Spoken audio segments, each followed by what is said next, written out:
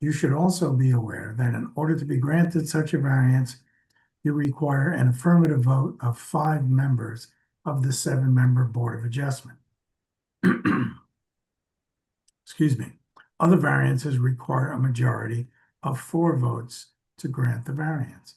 If you're an applicant for any variance and your variance is denied by this board, you have a right to appeal to the Superior Court of the State of New Jersey within 45 days of notice of the decision, and that court may overturn the decision of this board. If you are an objector to any type of variance and the variance is granted, you too may appeal to the Superior Court of the State of New Jersey within 45 days of the decision of this board. If you do file an appeal of the board's decision, we ask that in addition to complying with any notice required by statute or court rule, that you serve a copy of your pleadings on the zoning board secretary. Pursuant to the requirements of the Open Public Meetings Act, also known as the Sunshine Law, adequate notice of this meeting was provided by notifying the Star Ledger, the Jersey Journal, the Newark City Clerk, and posting a copy on the bulletin board in the basement of Newark City Hall. In addition, adequate notice under the Open Public Meetings Act, in addition to adequate notice under the Open Public Meetings Act, electronic notice of this remote public meeting was placed on the City of Newark's website as permitted by state statute. Members of the public may notify the host that you would like to ask a question or make a statement by using the raised hand feature located at the bottom of your computer screen or on your mobile device. If you are calling on the telephone, you can dial or press *9 on your telephone to alert us. I remind everyone that the zoning board is a quasi-judicial board, and if an appeal is taken from a decision made by this board, we have to file an official transcript of the proceeding with the Superior Court. Anything in the chat is not part of our official transcript, so I'd ask you to refrain from using the chat. We want to make sure that any statements you have, any questions you have, and answers to those questions are part of the official transcript. So don't use the chat. Please use the raise hand feature and we'll call on you. Additionally, when you use the chat, it pops up on the screen. It's disruptive, and it's just like you speaking out loud, out of turn, if we were meeting in person. Yes. So again, I'd ask you to refrain from using the chat. The meeting of the Board of Adjustment will now come to order. Madam Secretary, will you please call the roll? Member Hardesty. Present. Member Comesaña.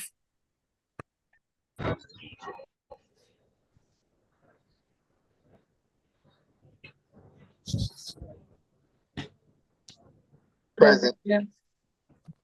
Member Jones. Present. Member Cobian.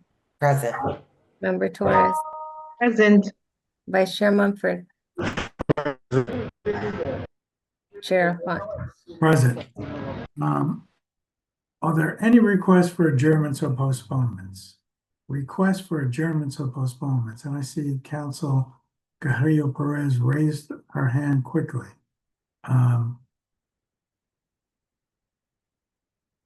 Hi, Council. How are you? Good. Good evening, everyone. Are you going to be asking for an adjournment?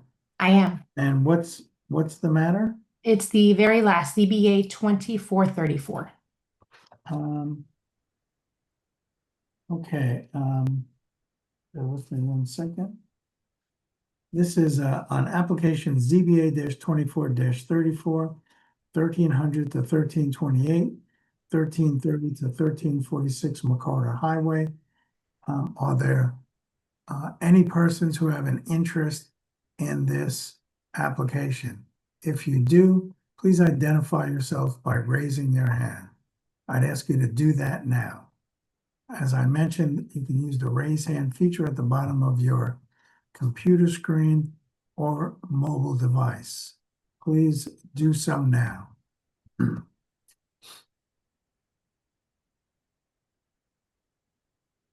And while we're waiting for that, just, why don't you, Madam Secretary, why don't you efficiently call this case? We don't need to hear the whole matter. The time is now 6:20 PM.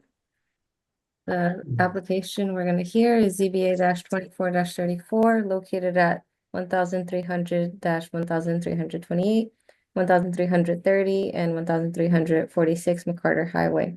Block 445, lots 1 and 37 in the Central Ward. The applicant is Tony Mar LLC. In the Riverfront Public plan, the applicant proposes a temporary truck parking lot. Applicant is seeking a D1 variance to permit temporary truck parking not to exceed 180 days, and C variances for insufficient landscaping within parking lot, insufficient foot candle illumination within parking lot. This application requires site plan approval. Counsel, your appearance for the record. Good evening, Jennifer Carrillo Perez of Cano Foley on behalf of Tony Mar. Counsel, Good evening, everyone. I apologize. I am requesting an extension to your next available hearing date. There was a notice issue, and while the notice for the newspaper was done, we were unable to effectuate adequate notice through the mailers, and we'd like the opportunity to renotice to ensure that this board has jurisdiction to proceed. are there any questions from the board regarding this request?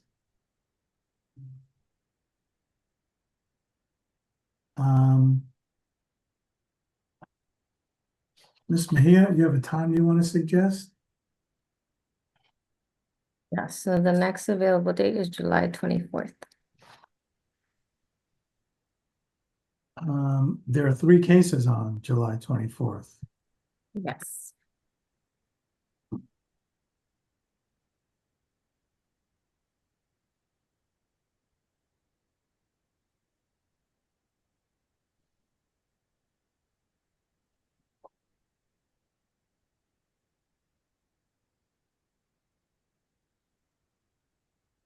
I guess that'll give you enough time, counsel? Yes. Unless, that you'll be the 4th case, or you could go to July 31st and be number 1. I am not available the 31st, so. Counsel, I wonder if your applicant would agree to paste the new date on the sign and send a regular mail notice to all persons. Well, you have to renotice The anyway. renotice, correct. We will put a new sign and do the mailers. We would just ask to preserve the notice via the newspaper, if that's okay. I thought the problem was the notice in the newspaper. No, it was the mailer. It was the list. It was the mailing. Okay, so you're gonna do a new certified mailing? We will redo all notices. I will agree to do newspaper, regular, certified, and the sign. Okay, that's certainly Keep the it simple. safest way to go, right? Yep, So absolutely. this is 7:24. May I have a motion to adjourn this matter to July 24th? Motion to approve the adjournment. Motion, Commisarios, may I have a second? Second. Second, Torres, call the roll, please. Member Hardesty, Yes. I can barely hear. Member Comesañas, Yes. Member Jones, Yes. Member Cobian, Yes. Member Torres, Yes. Vice Chair Mumford, Yes. Chair Alphont. Yes. This matter is adjourned to July 24th. Thank you. Thank you, counsel. Have a good evening. Are there any other requests for adjournments or postponements? Hearing none, call the first case, please. The time is now 6:24 PM. The next item on tonight's agenda is ZBA 24-70, located at 216, 218, and 220 Hawthorne Avenue. Block 3590, lots 27, 28, and 29 in the South Ward. The applicant is CDN Development LLC. in the South Bergen Street redevelopment plan area, mixed-use neighborhood commercial subdistrict. The applicant proposes a merger and subdivision of lots in new three-story, three-family homes are proposed in the new lots. Applicant is seeking a D1 use variance to permit a three-family in the MUNC subdistrict. See variances for insufficient lot size, insufficient lot width, insufficient lot depth, insufficient rear yard setback. Subdivision and site plan approval is required. Board of Adjustment made the following findings of fact with respect to this property. 216, 218, and 220 Hawthorne Avenue located in Newark's Lower Clinton Hill neighborhood on the southern side of Hawthorne Avenue between Bergen Street and Chadwick Avenue. The total site area is approximately 7,047 square feet. The surrounding land uses consist of mixed-use buildings, a detached dwelling, and a vacant lot. Council, is your entire team in? I do see Mr. Fernandez and I do see Mr. McDonough, so I believe so. Yes. Are there any objectors on this application? Objectors to application ZBA-24-70, 216, 218, and 220 Hawthorne Avenue. If you are an objector, please raise your hand and we'll bring you in. I see one raised hand.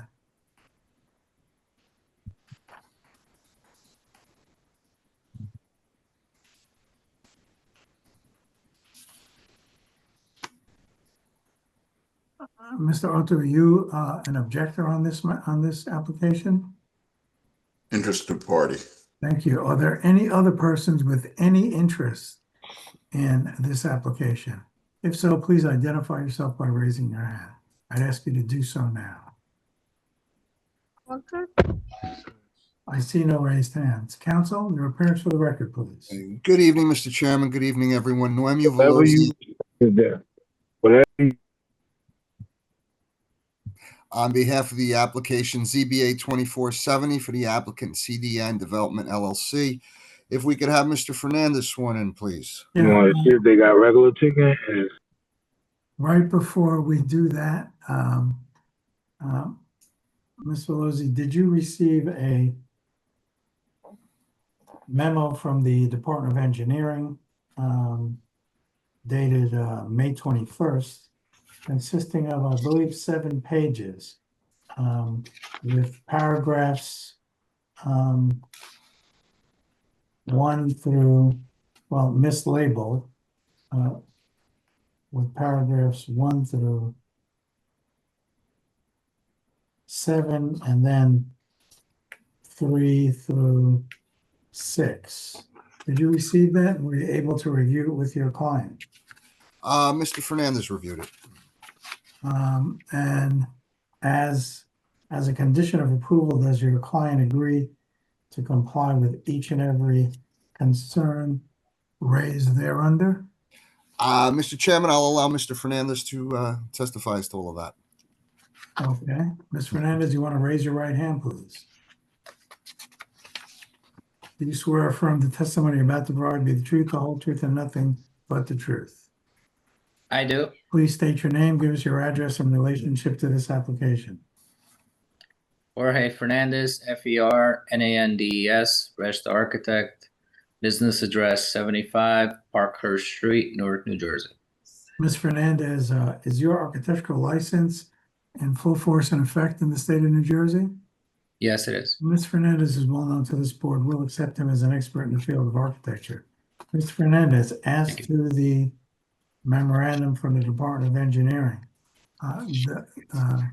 Velosi says you reviewed that. Is that correct? That is correct. And have you had a chance to discuss it with your client?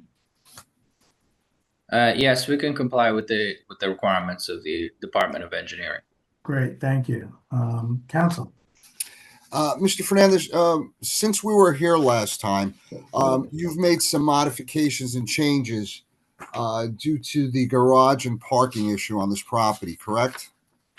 That is correct. The fact is that we removed the garage and parking altogether, as parking is not required in this area. in this redevelopment plan.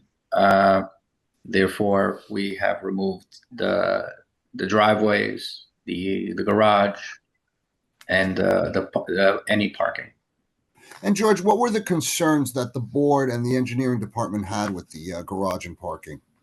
Predominantly the proximity to the sidewalk, and as well as the fact that there's a bus stop right in front of the property that the curb cuts would effectively have to cross to give access to the previously proposed garages. And the major issue we had was because of the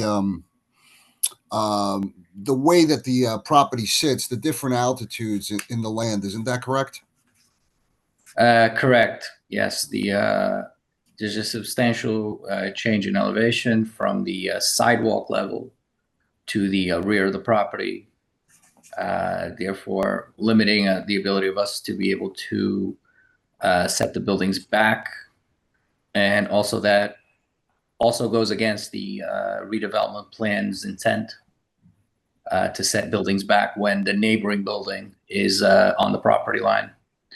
And also there are some other site constraints that really limited us from being able to have a rear parking area where you would have a driveway going to the back and have parking in the back that is really specific to this site.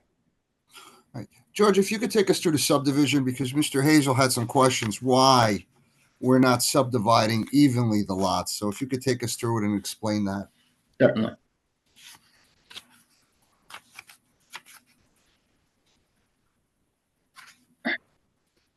Okay, so this is the survey of the existing conditions of the site. We have here the front property line, which is in the north. We have the existing building on the corner of Hawthorne and Bergen to the east. And to the west, we have a retaining wall and a garage for a neighboring property on a neighboring property. As you can see, the site drop is significant from the rear of the property to the sidewalk is essentially 9 feet of elevation change. Therefore, creating some constraints for us to be able to have parking in the back. The other constraint that we have is we have this retaining wall here that is substantial. At certain points, it's essentially 6, almost 7 feet high, and it's holding the neighboring property, the neighboring property's rear yard, as well as this garage.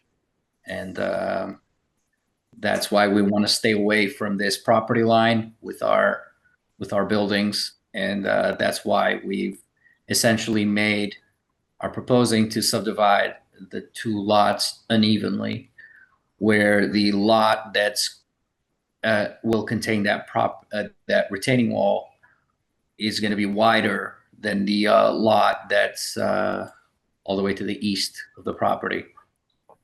So we have here the lot that's 27.01.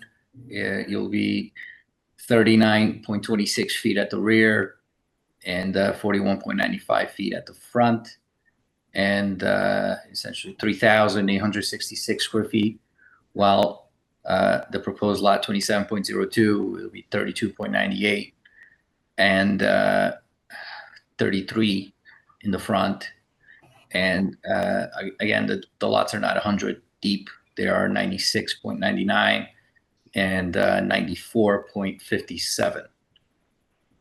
So it leaves that area as 3,181 square feet, is slightly shy of the 3,500 that would be required for the city planner. But I believe that the current site constraints justify the asking of this variance. But I'll have the planner testify on that as well. Mr. Fernandez, if you could take us into the plans? Sure.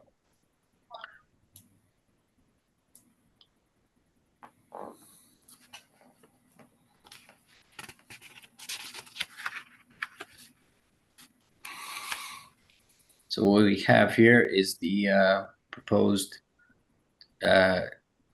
three-family house at 216 Hawthorne Avenue.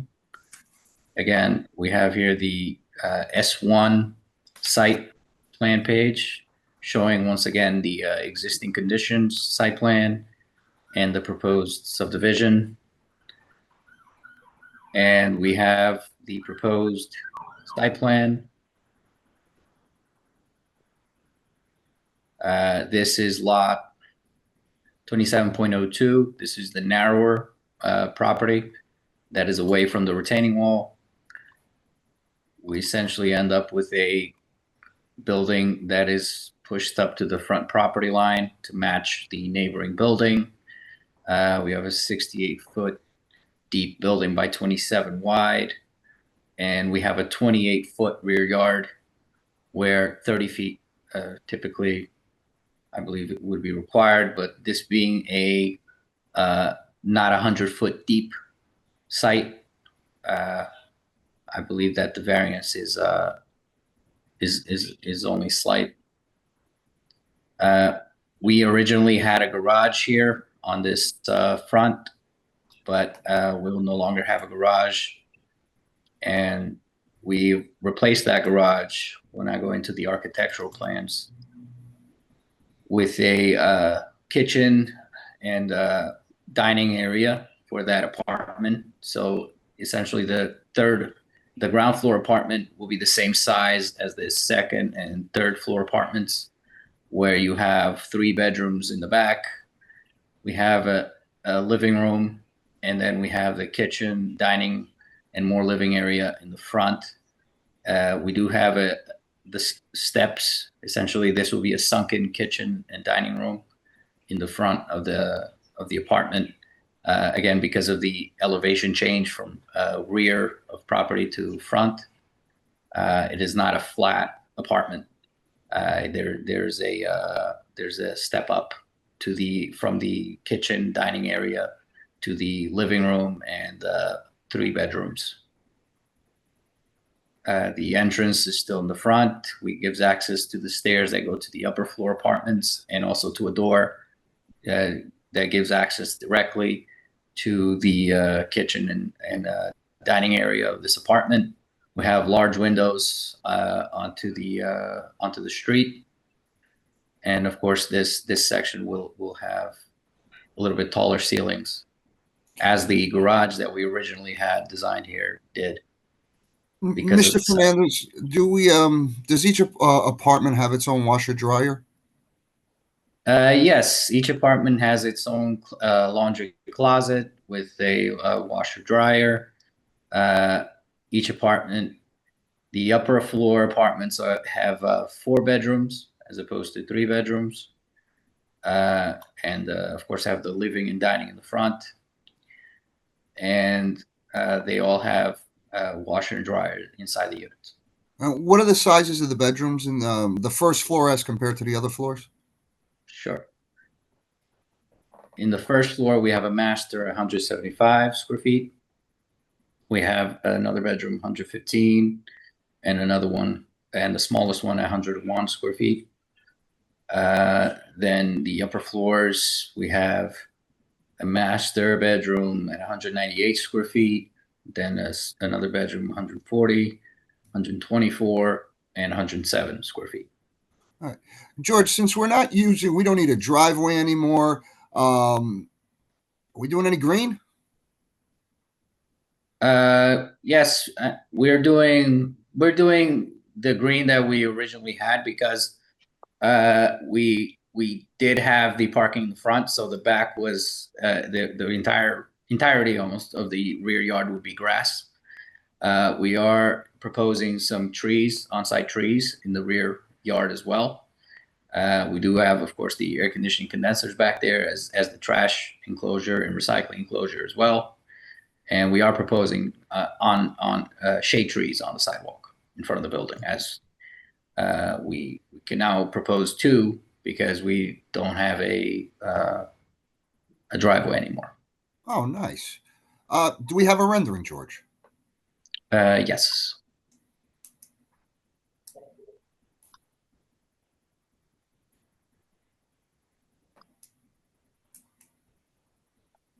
I hope everyone can see it. This is the rendering of the 2 houses side by side.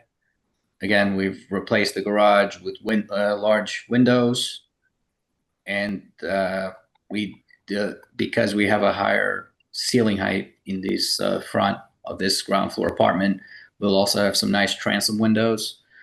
So this unit will get a lot of light coming into it. And we're proposing some planters in front of the windows to also provide a little bit of a barrier between the windows and the sidewalk.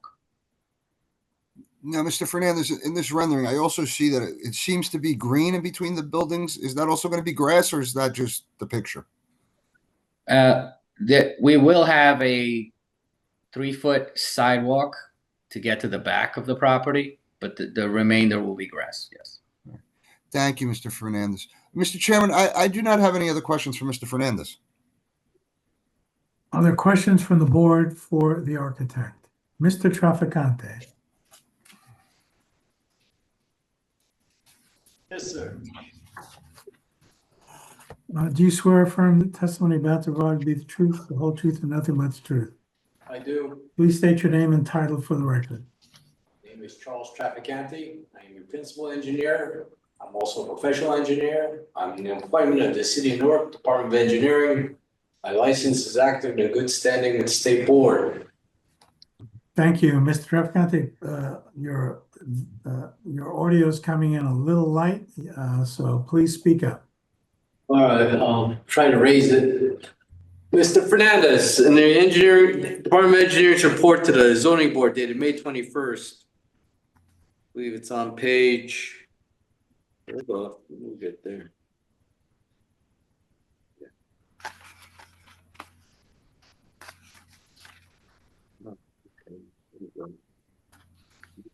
Yeah, page 2, under survey, item 2, survey, Roman numeral 9.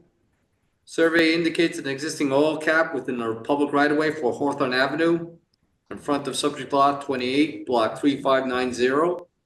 Applicant shall provide testimony to the board as to what approvals, easements have been granted by the City of Newark to the current property owners of lot 2701 and or lot 2702 to allow for an existing oil cap and oil tank to be placed within the public right-of-way for Hawthorne Avenue. Can you answer that? To my knowledge, that will have to be removed. I don't know if it was already removed. I'll let council answer that.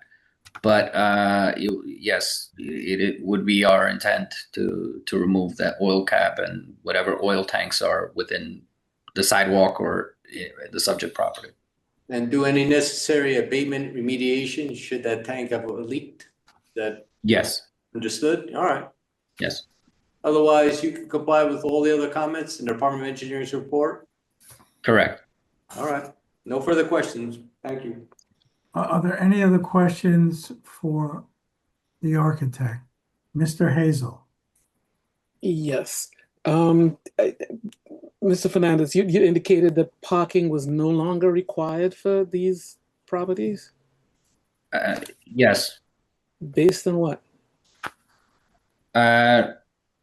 What I read in the redevelopment plan. Okay, could you refer me to that? Because I don't see where these properties would not require parking.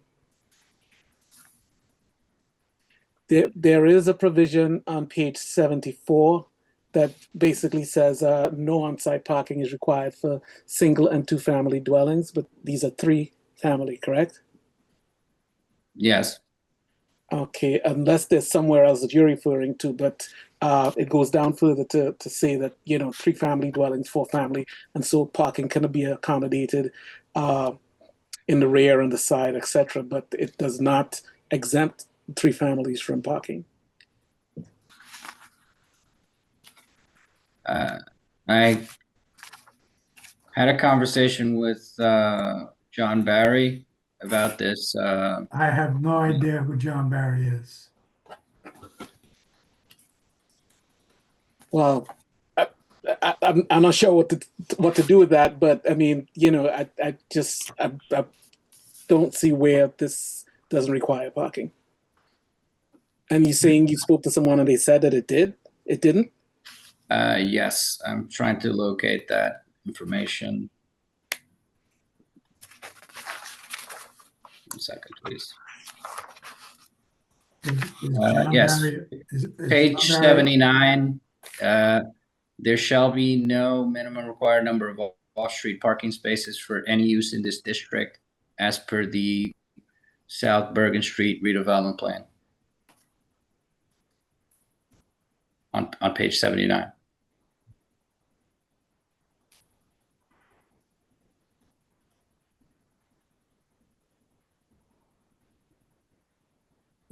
Very contradictory, but So I'm sorry, did you say there's no required amount of off-street parking?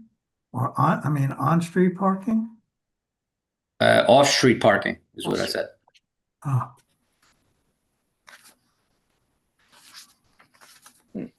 interesting. Okay, let me get back to you. Thank you. okay. That's an important get back, Mr. Hazel.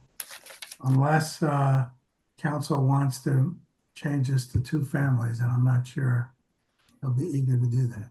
Are there any other questions for the architect?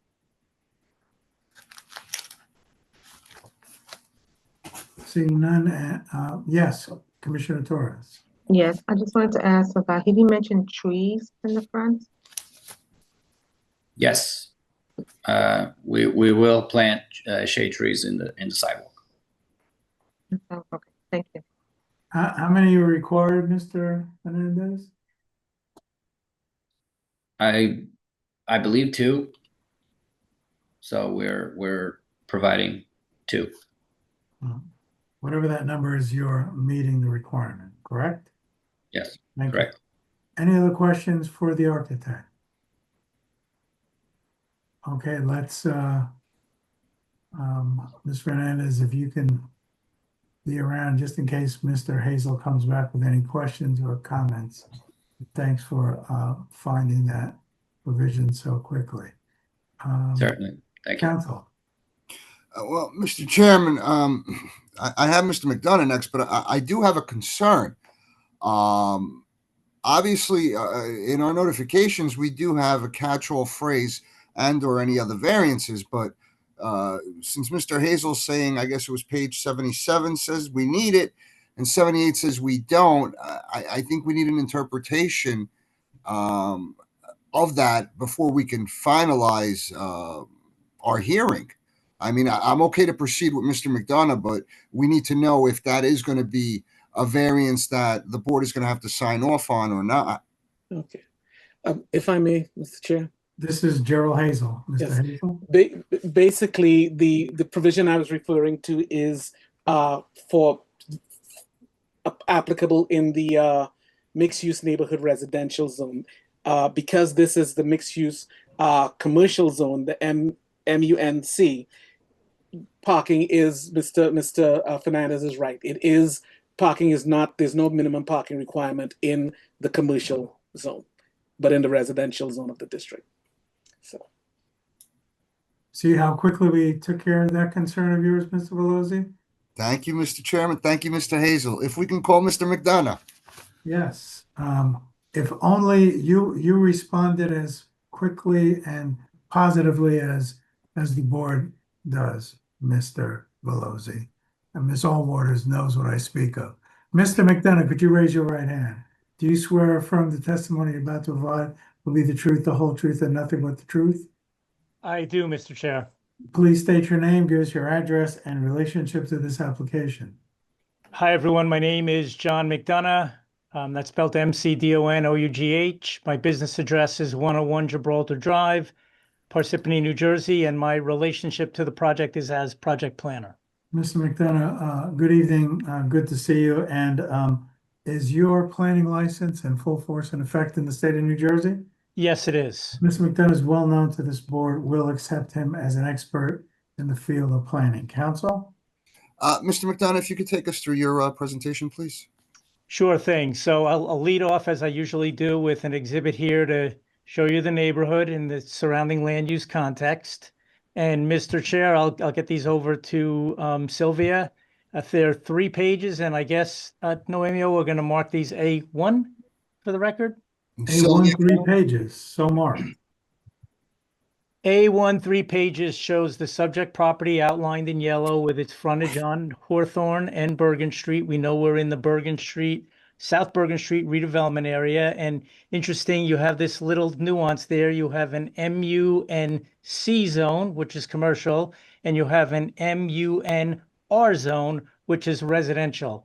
This particular site happens to be right on the edge. We are here in the MUNC zone, that is commercial. That's why we're here for a use variance. Whereas if we were on the next lot, we'd be in the MUNR zone, residential, where the use would be permitted. We're going to look to that. There's some case law out there that says when you're on the edge of a zone where the use is permitted, the board can give some deference to that in granting a use variance. Likewise, the board can look at the surrounding neighborhood as well, and we can see that we are in an area that consists predominantly of detached dwellings. On this second sheet here, these little numbers, which I can certainly zoom in on, show the number of units in the buildings. You've got 2 families, 3 families on similar size lots to what is proposed here. And reminding the board, this is an interior lot on Hawthorne. It's not a corner lot.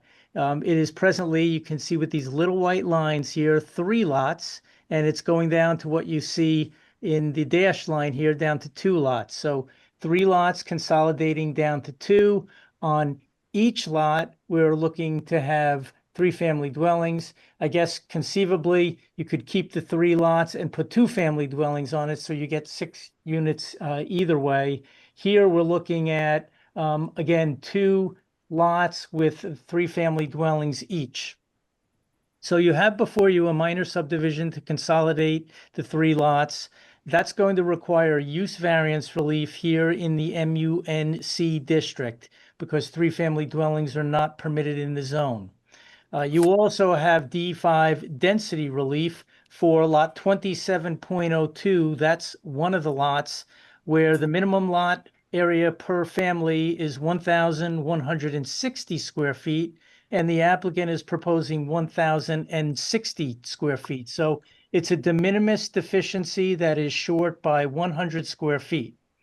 There is also lot area relief with respect to lot 27.02, where 3,181 square feet would be what's proposed, and 5,000 square feet is the minimum that's required. We know that in the base city code, 2,500 square feet is the minimum required for a 3-family dwelling. So you have good, I think, guidance there in terms of the base code from the city standpoint. The lot width on 27.02 is 33 feet, where 35 feet is the minimum required. Again, that's a minimum deficiency of just 2 feet. And then the lot depth on both lots is less than 100 feet, which is really an existing condition in that the overall platting of land is slightly less than 100 square feet as well. You heard Mr. Fernandez talk about the rear setback for both lots are just slightly short of that 30 feet, which is also a de minimis deficiency and is due to the lack of depth in the property, which is short by a few feet as well. In terms of the justification for the relief, I'll turn first to the fact that we are located at the edge of the zone. So the degree of departure from the zone plan is not substantial. We've got some good special reasons here that advance purposes of the land use law, especially purpose A, the promotion of the general welfare. with new housing stock that is compatible with the area and eliminates vacant lots. That's my third slide here. This is how the property looked a month ago. It's undeveloped land along the corridor. And this is going to replace, repurpose, and revitalize that underutilized land. We're looking at Purpose G to promote the planning goal to provide for a variety of uses in appropriate locations according to the needs of all New Jersey citizens, because it will consolidate the 3 lots into 2 that are of a size consistent with the neighborhood. Purpose I, the promotion of a desirable visual environment, because it will feature new and attractive buildings that are consistent with the neighborhood and will add value and quality. And then finally, Purpose M, our planning goal for efficient use of land with repurposing of vacant lots. Based on all the testimony, relief can be granted without any substantial impacts to the public or to the zone plan. And with respect to that D5, the site can accommodate the density here on the 1 lot. We're only short by 100 square feet from being a fully conforming density. And then the bucket of C relief is justified as necessary to effectuate this positive redevelopment under the balancing test, where the benefits of the application as a whole would substantially outweigh the detriments. So with that, Mr. Chair, I would conclude the criteria are met here for 2-3 families on this vacant land you see before you, and approval is warranted. That's all I have on direct. Council, Thank you, Mr. McDonough. I have no other questions. are there questions for the planner from the board?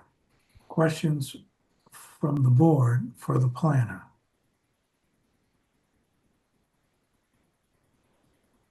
I see none. And I apologize. Are there questions from members of the public for either of the 2 witnesses? Mr. Otu, could you, Mr. Otu, you have a question for whom? Well, actually, the architect, it's a quick question. Yeah, I just wanted to know. I apologize. Mr. Fernandez, Mr. Otu, could you just state your name, address for the record, please? Ni Ablade, Ajoga Otu, 62 Haddon Terrace, Newark, New Jersey. The question for Mr. Fernandez. Yeah, just a quick question. How many trees are required and how many trees are you providing? Jorge Fernandez here. I believe we would require 4 trees on this site.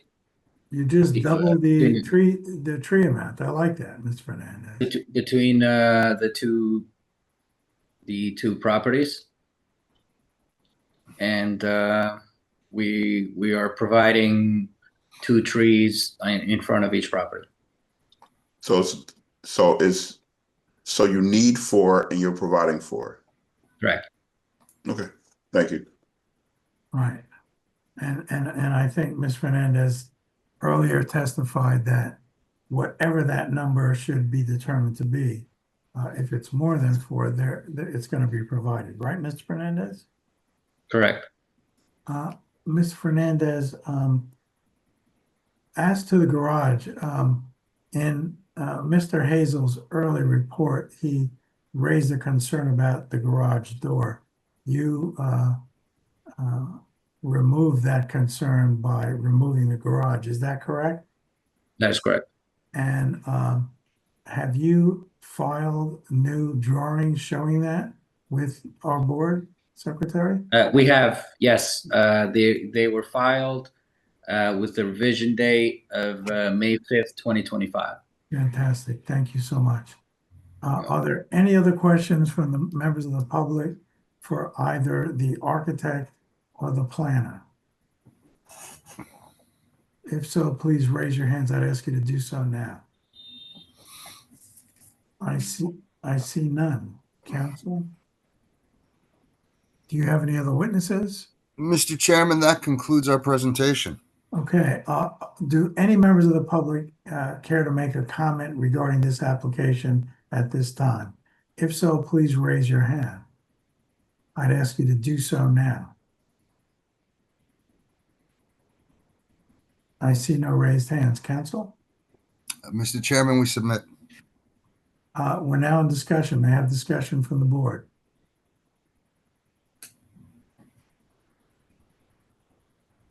discussion from the board regarding this application? Mr. Chair, Vice Chair Monfort. I think the application has met the standards. I see no reason why we should deny this application. The original application just was a lot of safety issues from my perspective, but I think the application is really improved, and I think it would do an positive improvement to that neighborhood, so I'll support it. Thank you. Any other comments from the board? Other comments from the board? If none, may I have a motion, please? Mr. Chair, I make a motion that we move the application with all conditions approved. As you know, I am driving right now, so you have to give me that number. We have a motion for approval with conditions from Vice Chair Monfort. May I have a second? Second. Second, Cobian, call the roll, please. Member Hardesty.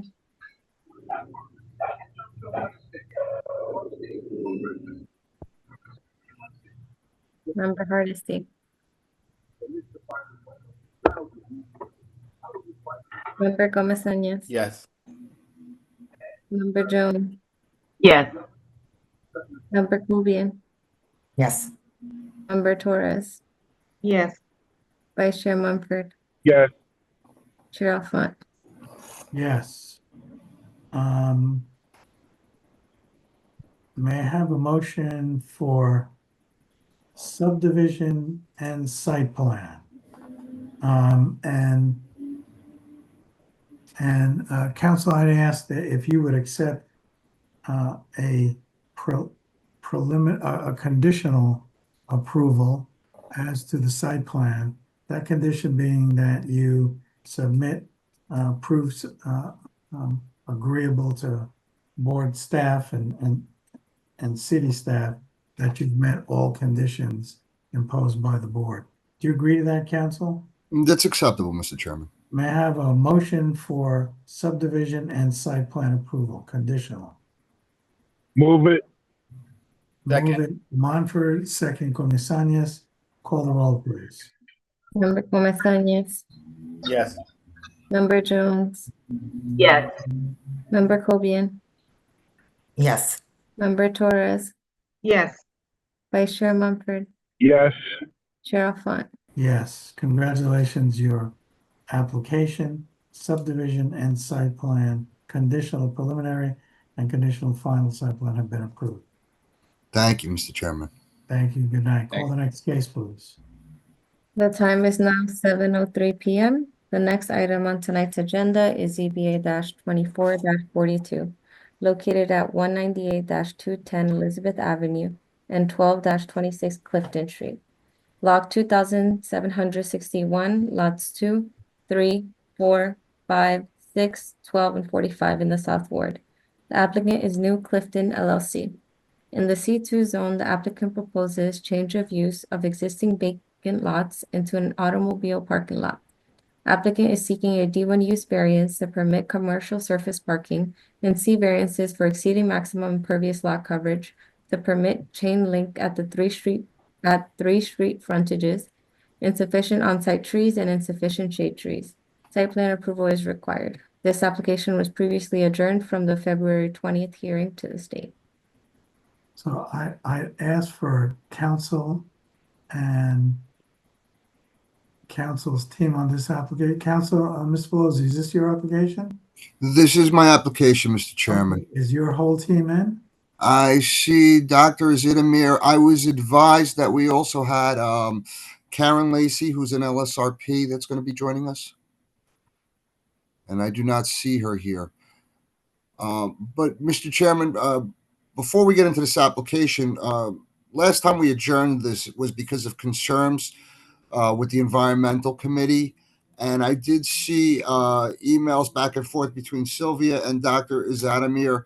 And Ms. Lacey also had submitted documentation to the city. I don't know if that was reviewed. So if the Environmental Committee is here, then we know it wasn't, Mr. Chairman. And We need to know that before we can go any further. What exactly do you need to know? Well, if they're here, the environmental committee was here last time we were present because they were not given the information to satisfy them. So I don't know because I've gotten no feedback. So if they're here as objectors to it, it's obvious that they did not receive it. So we'd like to know that beforehand so we can ask if they did receive it and, if it's complete. Okay, I think that's a fair question. At this point, I'm going to ask if there are any objectors on this application. This is application ZBA-24-42, 198, 210 Elizabeth Avenue. If there are any objectors, please identify yourselves by raising your hands. Ms. Mejia, have you called this case yet? Yes. Okay. Let the record reflect that I see 3 objectors. Let's bring them in. And I wonder also if there is anyone from the city's environmental commission here. If you're from the city's environmental commission, please raise your hand. Ms. Jackson, I believe you are from the environmental commission. Am I correct? That is correct. My memory often fails me at this age, but I remember. And Miss Joanne, are you also from the Environmental Commission? No, I'm not a community member, a neighbor. If you could lower your hand, that'd be great. I see 3. Let the record reflect, I believe there were 4 objectors. Is that correct, Miss Mejia? Do I have the count correct? Yes. Ms. Jackson, I don't know if you heard, okay, screen name Winnie Fred Victor Hines. Are you an objector? Yes, I object. I'm also a member of the Newark Environmental Commission. Sorry, I'm on the phone. And, Your audio is a little bit in and out. I believe you said you are a member of the Environmental Commission. Is that correct? Yes. Thank you. Screen name Benjamin. Yes. Benjamin Olagadeo? Olagadeo. Are you a member of the Environmental Commission? No. Okay, thank you. But you're an objector, is that correct? Yes. Thank you. Does that bring us to 5 objectors, Ms. Mejia? Yes. Excuse me? Yes, there are 5 objectors. Thank you. Mr. Olagadeo, you can lower your hand, please. To the members of the Environmental Commission, Ms. Jackson, Council's first question was, did you receive all the information that you had requested when we were last here? There was some limited updated information. We did not receive a response in totality to all the questions that we had in terms of missing data. So in totality, no, we have not.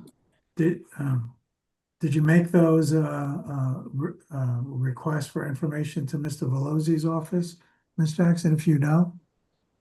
No, we have not. The last time we were here, a representation was made that that they would get in contact with our commission and would make themselves available to meet with us. We've had no contact with his office or from anyone from this project. Mr. Velozzi, what's going on? Mr. Chairman, and speaking to Dr. Azidamir, I was able to find out that we do have an LSRP involved, and I've been advised by them that they did try to reach out to the Environmental Commission to no avail. They did submit a new report. Ms. Lacey submitted that report. I mean, if Ms. Jackson could provide us with direct contact information for the commission, Ms. Lacey is on, Dr. Azidamir is on, we can, get them together to get this resolved. I don't understand what's going on. So I know now that we do have an environmental specialist, so hopefully they'll move this along. I'd request that we get that information from Ms. Jackson, and then again, I would request for another adjournment because we're not prepared, Mr. Chairman. Ms. Jackson, can you give us, can you give them some contact information? Mr. Velozzi, can you put your contact information in the chat? So Ms. course I Jackson can. will have that. Let's have an exchange of contact. Is that something you can provide, Ms. Jackson? Absolutely. I also want to defer to, I see Nana has raised her hand, and a lot of our communications come directly through her office. I could put my information in the chat for direct contact. But again, I know that we did get some updated report, but there is still limited information and a lot of questions that have not been answered. So yes, I will share my information and also defer to Nana, who may have some additional information in regards to any communication. Okay, so please make sure you get Mr. Velozzi's contact. You put it in the chat. Mr. Velozzi, Ms. Jackson asked that you reach out to both her and the zoning officer, Ms. Juma, who is here as far as contact. Ms. Juma, good to see you. Welcome home. Good evening, all. I have questions, Mr. Chair, for the applicant's attorney or Mr. Zadamir. My first question is, can he give us a date of the report that he mentioned was done by Mr. Zadamir and the date of the email that he stated he shared with Sylvia, the secretary of the board? Do you have that information available at the moment? Mr. Chairman, I saw dates of May 16th, and I saw a letter from Ms. Lacy that states May 15th. But Dr. Zadamir, I was copied on them, so he would be able to better state when that was sent, because everybody references something of March 20th as well. Dr. Zadamir, can you share the date of the report and email that it was shared with this office, please? If you have it available.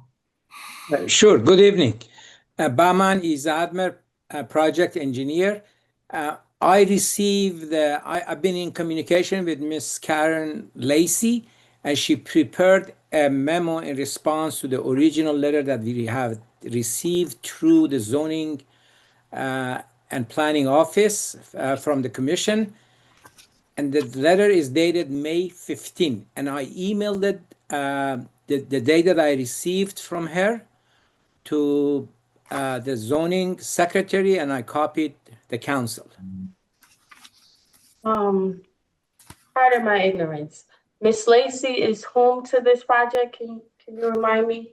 Miss Lacy is the LSRP assigned to this project, and she is coordinating the remediation activities with New Jersey Department of Environmental Protection. LSRP. I'm sorry. Can you explain what that is? She is basically the environmental consultant. Okay, so you said her report in response to the commission is dated May 15, and your email forwarding it to the secretary of the board is dated May 16th? That's correct. Any other questions, Ms. Juma? Not at this moment. Thank you, Mr. Great. Chair. Council, I'm sorry, Commissioner Vice Chair Monfort. Yes, I understand that the request was made to, there were letters thrown out there about what an LSRP was, and Mr. Batman decided to say ultimately she's the environment and consultant. If you're going to throw letters out there, we need to know exactly what the letters mean. Well, I'm not really 100% sure what those May I letters answer? mean, but Karen could answer that. Yes, I am unmuted. Well, someone needs to explain that to us, because you can say she's an environmental consultant and not really have the credentials to be an environmental consultant. Good Lacy, evening. What's LSRP stand for? Good evening, everyone. My name is Mrs. Lacey. I work for TSLAC Environmental Services in Kenilworth, New Jersey. LSRP stands for Licensed Site Remediation Professional. Great, thank you. So look, we need to make sure that the applicant here reaches out and responds to the questions of our environmental commission. So questions they have can be responded to, and we can move this application forward. Mr. Velozzi, will you oversee to make sure that this has been done? Mr. Chairman, I'm copying Ms. Jackson's number and emails now to make sure she gets copied on an email with everybody, and I'll stay on top of it. I would ask for a later date. I believe you said July 31st has nobody on it yet. I don't want to make anybody work in the middle of summer, but if you want to go longer, I'm okay with it, because I want to make sure that everybody is on the same page and we do what we can to make sure the Environmental Commission understands what's going on here. And you think that'll be enough time? Miss Lacey could answer that better than I can. My apologies. I believe that July 31st will be more than ample time to put my thoughts together and make it all very clear what's going on at the property below grade. Not a problem. Ms. Jackson, do you think that will afford the board enough time? The Yes. commission, I mean? Yes. Okay. Ms. Mejia, do we have July 31st open? Yes, we can. Okay. Can I have a motion to adjourn this application? This is ZBA-24-42, 198, 210 Elizabeth Avenue, and 12-26 Clifton Street to July 31st. Motion to approve the adjournment. We have a motion from Commissioner Comesañas.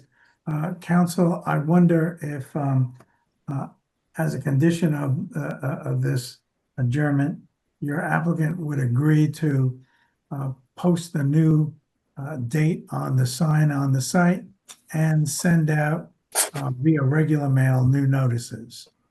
That's acceptable, Mr. Chairman. Thank you. May I have a second? Second. Second, Commissioner Cobian, call the roll, please. Member Hardesty, Yes, to adjourn. Member Comesañas, Yes. Member Jones, Yes. Member Cobian, Yes. Member Torres, Yes. Vice Chair Mumford, Yes. Chair Alphonse. Yes, council, it's on you. We're making you responsible to make sure this is done, okay? I'll do my best. Thank you, everyone. Have a good night. Thank you. Call the Thank next you. case, please. Thank Thank you, Ms. Jackson, for appearing. Thank you, everyone. Thank you for your time. Good night. Thank you. Have a Thank good you. night. Call the Goodbye. next case, please. The time is now 7:18 p.m. The next item on tonight's agenda is ZBA-24-57, located at 114-126 Monroe Street. Block 1987, Lot 21 in the East Ward. Applicant is SB Redevelopment Urban Renewal Co. LLC. In the MX1 zone, the applicant proposes to construct an 8-story hotel with 153 rooms and retail space on the ground floor. The applicant is seeking a D2 variance for expansion of non-conforming use and a D6 variance for exceeding maximum permitted height. C variances for insufficient side yard setback ×3, insufficient side yard setback exceeding maximum front yard setback ×2, exceeding maximum impervious lot coverage, insufficient front facade transparency, exceeding maximum permitted wall sign area, and insufficient off-street parking. Amended site plan is required. Thank you. Council Satter, this is your matter, is your entire, or is this your matter, Council? It is. Thank you very much. Good to see you. Is your team in, sir? I do not see my team. I Let's see see. a hand named Hughes, Connor Hughes, Connor Hughes, Daryl And, Alvarez. Alexander McLean. No. Alexander McLean is not with you. Daryl Alvarez, Connor Daryl. Hughes, Greg Comito, John saw- McDonough, and Pedro Bello. Can we get those folks in? Oh, I'm here. I see Mr. Comito. Oh, you know what? I was just told that John may not be here with us this evening.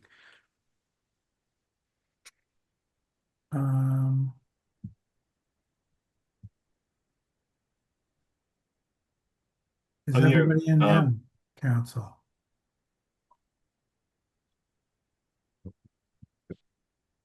Yes. I'm assuming, yeah, because Mr. Comito. Greg and Daryl are at the same place. Mr. Comito declined to be promoted to, I think he can't. Recording in progress. He can't be in the same room as Mr. Alvarez at the same time, I think. He's trying to get on. Okay, while that's happening. I can get started while we try to get him in, Well, Sheriff, if you like. I still have to get started. Okay. So I'd ask, let's not count Mr. Comito as an objector. If anyone, any objectors to this application, please raise your hands. I'd ask you to do so now. The Board of Adjustment made the following findings of fact with respect to 114 to 126 Monroe Street. It's located in Newark's Ironbound neighborhood on the western side of Monroe Street on the corner of Lafayette Street. The total site area is approximately 12,050 square feet. The surrounding land uses consist of a low-rise multifamily dwelling, the Evolution Fitness Center, Seabra Supermarket, and a series of mixed-use buildings.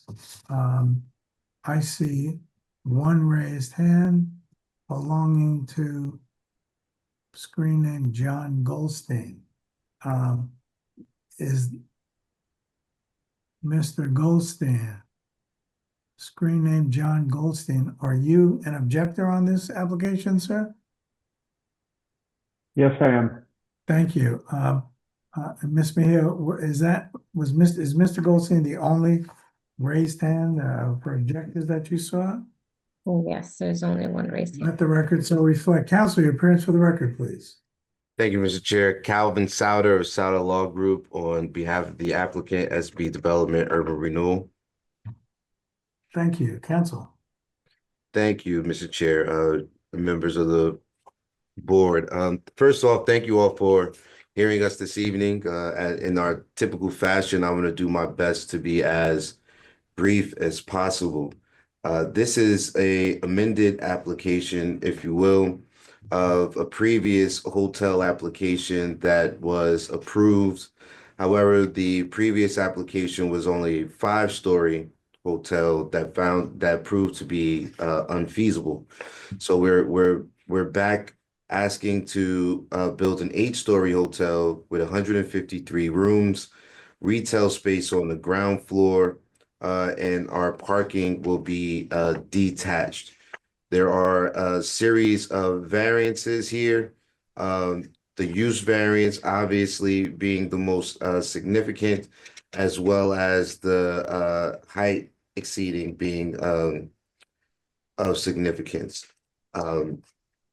We do have various room types. This will be the first new hotel here in the city in some time.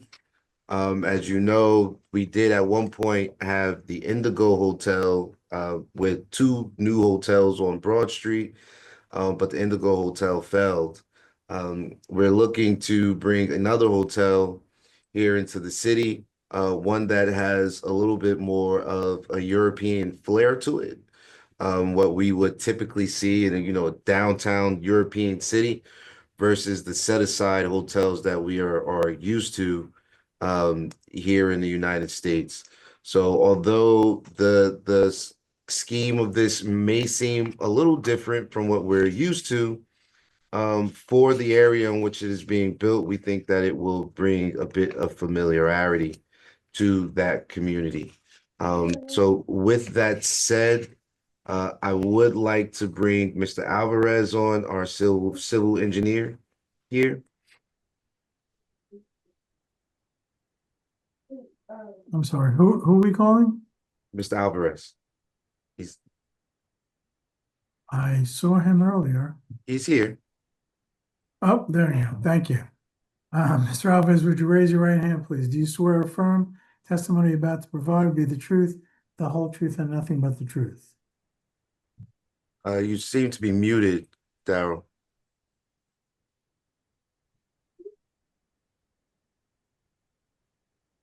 How's it now? There Yep. you go. Was that a yes, Mr. Alvarez? Yes, it was. Could you state your name, your address, and relationship to this application, please? Daryl Alvarez. I live in the 256 Springbrook Trail in Sparta, New Jersey. I am a professional engineer and I'm acting as an engineer for this project. I'm also a registered architect. Thank you. Counsel. Thank you, Mr. Chair. And I'm sorry, Counsel. Mr. Alvarez, is your engineering license Yes, well, yes, they your are. engineering license in full force and effect in the state of New Jersey? Yes, it is. And is your architectural license in full force and effect in the state of New Jersey? Yes, it is. We'll accept Mr. Alvarez as an expert in the field of engineering. Will you be using him as an architect also, Counsel? I believe Greg will be testifying as an architect on this application. Yes. Okay. Then we'll let the duality escape us for now. Counsel. Thank you, Mr. Chair. Daryl, you are the engineer of record for this application, is that correct? That is correct. And you prepared these plans? Yes, I did. Can you go over your plans, please, for the board? Okay. Before you hop into that, I will just like to note for the record that we have reports from the city.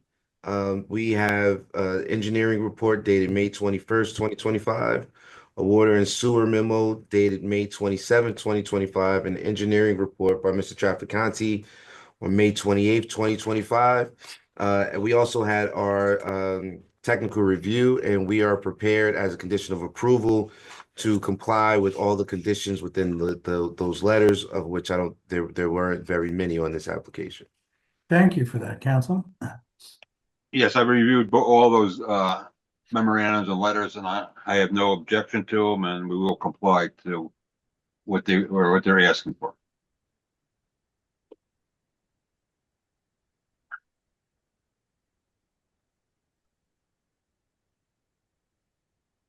Counsel? I think he's just putting up his. Oh, okay.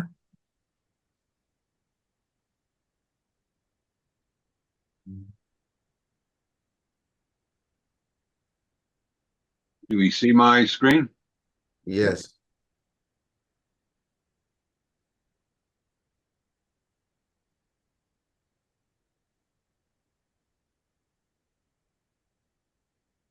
Do we see my screen now?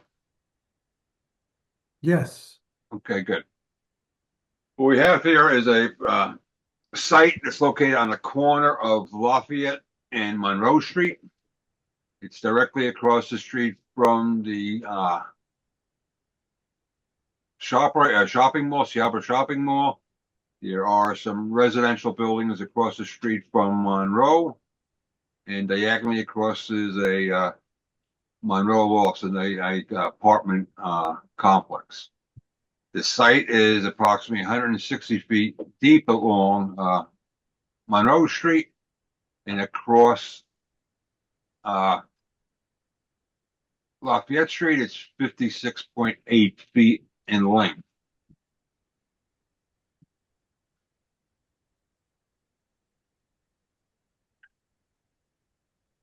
Directly to the west of it, there is a 4-story brick commercial building, and directly towards the east of the site is a residential unit. Currently, the lot is flat. Those previous work, all the previous structures on it have been demolished a number of years ago, and right now it's just a vacant lot. Previously on that lot, there was residential structures and parking garage that occupied most of the site, but those have been long taken down from that site. That's the screen. This is what you want. The wrong screen. Or this is. And you know that. A lot of background talk. You're looking at I guess I have the wrong screen up there. Let me get the right screen up here.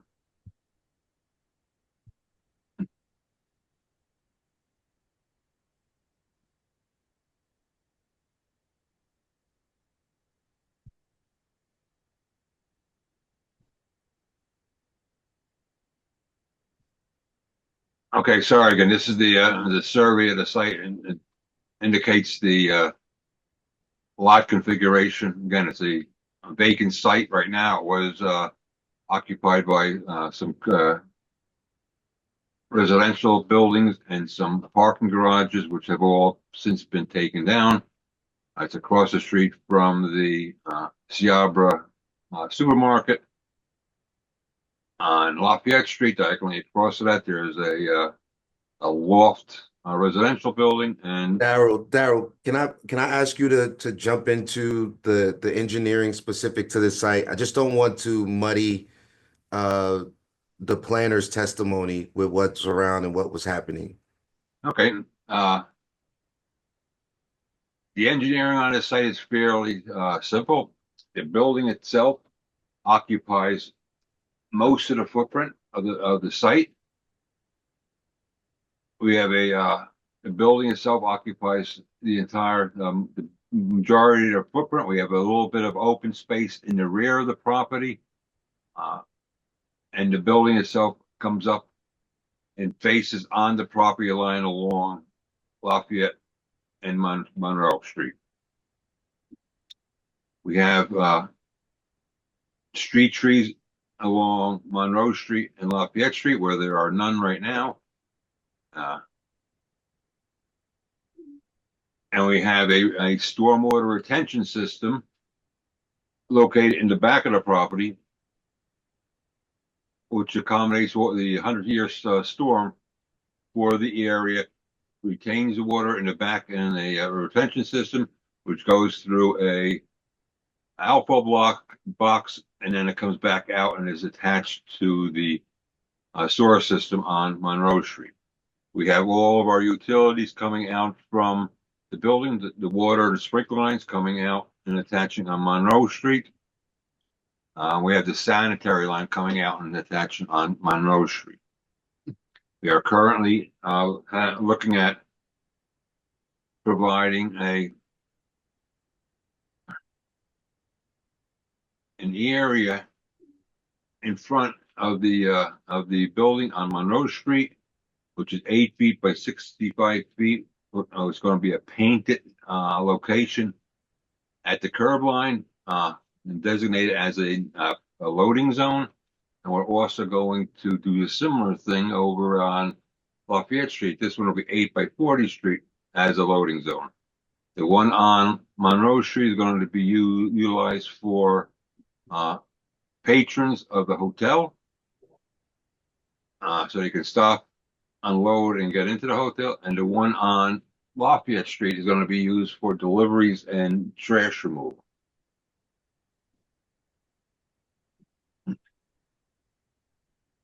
We're providing site lighting.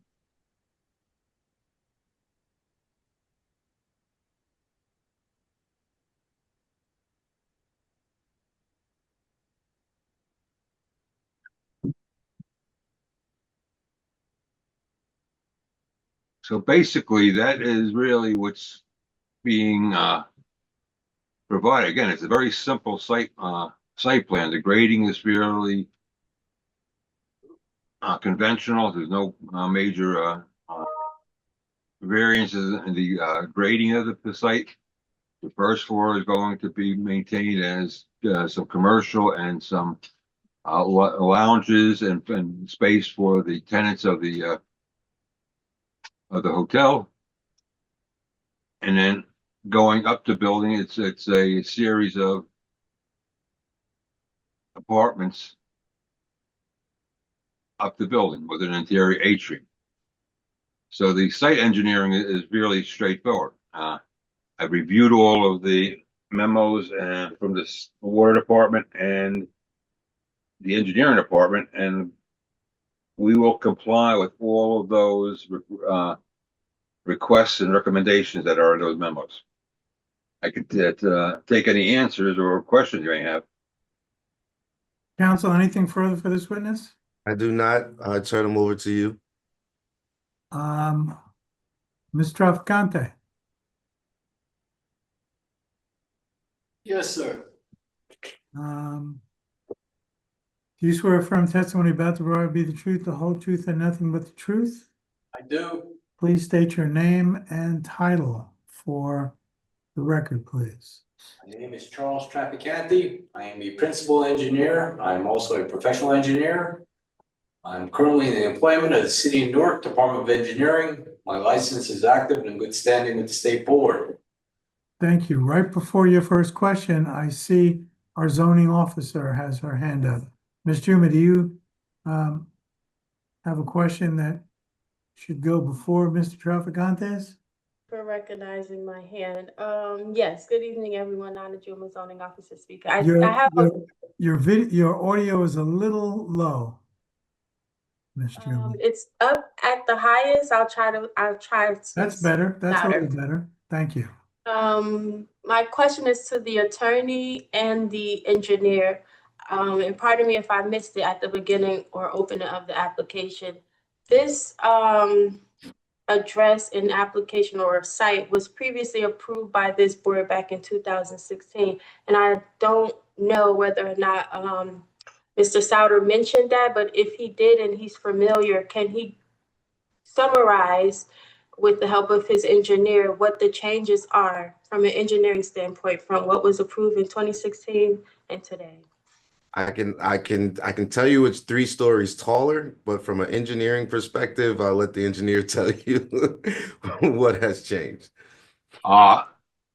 With regards to the aspect of engineering, what happens is the building itself, the footprint of the building remains identical to what was previously approved. We're adding additional stories up. We're not increasing the footprint of the building. So all of things like that concern stormwater and things of that nature are not changing. They're going to be exactly the same. We will get an additional load for water, which we're going to have more rooms here. It's going to be a slightly additional demand, but we can meet that. And we're going to be things such as parking and things of that nature that have to be addressed. But as most of the engineering concerns are not changing from the previous application, other than you're adding 3 more stories, additional height to the building, but that's it. So, Mr. Alvarez, you were the engineer when this matter came before us previously?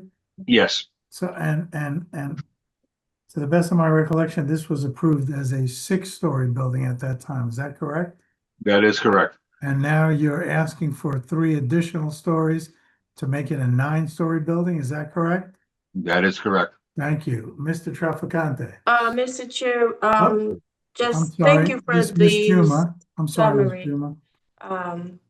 I'm also adding the 2016 resolution to this file that's available online to the board and public just for informational purposes. But Thank you. Anything further, Ms. Juma? No, that's all for now. Thank you. Mr. Traficante. Yes, Chairman. Mr. Alvarez, in the Department of Engineering's report to the zoning board dated May 21st, there were 3 comments that asked for testimony. First of which is under item 2, survey, on page 3, Roman numeral 13. Survey indicates an existing wall located within adjoining lot 25, block 1987, to the west-northwest that encroaches into the subject lot. Applicant property owner shall provide testimony to the board as to what approvals, easements exist within subject lot 21 for the benefit of the property owners of adjoining lot 25 to allow for this existing wall encroachment. Should none exist, then the applicant shall provide additional testimony to the board as to the future disposition of this existing wall encroachment should the board approve this application. Can you answer that, Mr. Alvarez? Yes, that wall exists there. It's on the property line. It does encroach into our lot. We are planning to be constructing our building right adjacent to that or right up against that existing lot. So there's not going to be any need to remove that lot. It could remain in place based on our proposed development. And as far as how to proceed forward with that, that's going to be an issue that the attorney is going to have to talk with the owner and the neighbor to decide whether there has to be something put in place. But in reality, that wall can be removed and our new building and put in place and have no effect on our adjacent property. All right, so are you saying that wall is to be removed or to remain in place? Mr. Alvarez? It could be done either way. I would like to see it being removed. All right. Do you know of any easements that exist? None to my knowledge, no. All right. Next question. On page 4, under item 5, site and landscaping plan, Roman numeral 6. Applicant shall provide testimony to the board as to the location and hours of operation, delivery for each of the 2 proposed curbside loading spaces, since this site is proposing to construct 2,070 square feet of retail space on the ground floor. Applicant is reminded the dimensions for loading spaces must conform to section 41(8)-6-11 of the city code. Otherwise, the design waiver variance is required and needs to be requested by the applicant. Do you know the hours of operation for those 2 proposed curbside loading zones, Mr. Alvarez? I do not know the hours of operation. They will be used for loading of supplies and also for the trash removal. But the actual frequency and the time that they're going to be used, I do not have that defined because I don't have knowledge of who is going to be occupying some of those spaces. All right. Well, the concern Department of Engineering has is that there's a signalized intersection at this corner. Is that correct? That's correct. We're worried, especially during rush hour, morning and evening, that if there's deliveries, a garbage truck, food deliveries, patrons, they're going to adversely impact the flow of traffic at that intersection. Now, I don't know. We do have, sorry, excuse me. We do have a traffic engineer who's going to be speaking about this later on in the testimony. So I'm going to defer that comments to him. All right. I would like to note, Mr. Traficante, that we are agreeable to a condition of approval to work with the Department of Engineering on the acceptable times for deliveries for the commercial aspects of the building. That includes a meeting with the Division of Traffic and Signals? That is correct. All right. All right, well, then I'll allow your traffic engineer to expand. We can come back to that. Last question, Mr. Alvarez. On page 5, under item 5, Roman numeral 10. Site plan shows the construction of a new single curb ramp located 60 feet west-northwest of the extended curb line intersection at the northwest corner of the intersection of Lafayette Street and Monroe Street. Applicant shall provide testimony to the board as to what this single curb ramp is for. If it is to be used as an access ramp to be used to roll in and out 1 yard or bigger trash dumpsters to and from the service area for curbside pickup by garbage truck on Lafayette Street, then it shall be removed and replaced with a 6-inch full-face curbing and sidewalk behind it at the same location. Is that the intent of that curb ramp you showed, the one that's 60 feet up from the intersection? Absolutely. That's only intended for trash removal and any small deliveries being delivered to the building. All right, well, Department of Engineering has concerns about whether it be delivery trucks, garbage trucks pulling up through that drop curb to get closer to the building, to front load, a dumpster, whatever. Do you or your client have any objections to replace that with full face curbing, eliminate the drop curb? Because we also don't want people in wheelchairs and blind thinking it's a handicap ramp on the street corner. Ergo, we're asking that it be removed. Does that sound agreeable? We will agree to removing that as long as it's within the striped area to keep it open for deliveries. All right, but it will be removed. All right, no further questions. Thank you.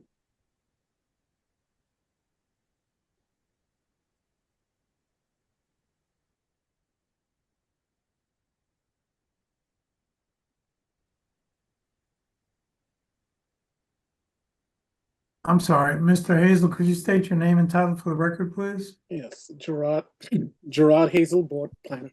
I just want to clarify, because I know some different numbers have been mentioned tonight. The building, as it was previously approved, is 6 stories in height. Correct. What is being proposed tonight, my understanding and what I reviewed, is for 2 additional stories, making it 8 stories. I know 9 has been mentioned, 5 has been mentioned. The request is to go to 8 stories. Is that correct? It's 8-story building. Correct. Gotcha. Thank you. So now I'm confused because I just asked you and you just said you're going to add 3 stories to go from 6 to 9. And now you're saying 2 stories. I don't think To I 8. said, with all due respect, I don't think I said that. It's always been 6 to 8. The reason I chimed in is because it was set 6 to 9. It said to 9. That's why I asked about it. Okay. Thank you. So it is 8 stories. Is that right, Mr. Alvarez? That is absolutely correct, yes. Okay, and 8 stories and a rooftop. Is that correct? That is correct. And the rooftop would not be counted as an additional story. Is that correct? That is correct. Okay. Thank you. So the total, what's the total height of the building now, Mr. Alvarez? 97 feet, 6 inches. And what's the permitted height in that zone?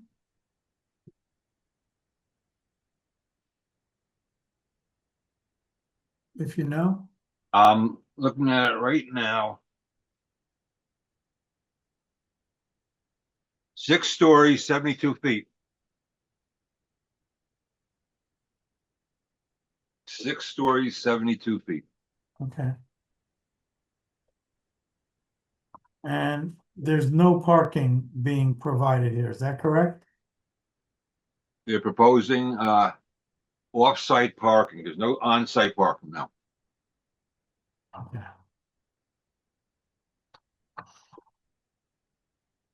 Are there any questions for the engineer from the board?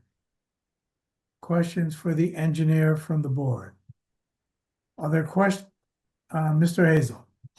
Yeah, not to be a pain, but Mr. Alvarez just mentioned to respond to your question about what's the permitted height in this area. You had indicated was 6 stories and 72 feet, I believe. The building that was approved before was approved for 6 stories, 72 feet. However, for the district, for the MX1 zone in this area, the height limitation is 5 stories and 60 feet.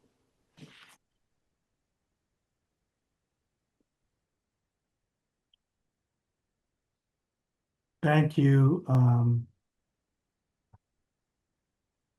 Thanks for that.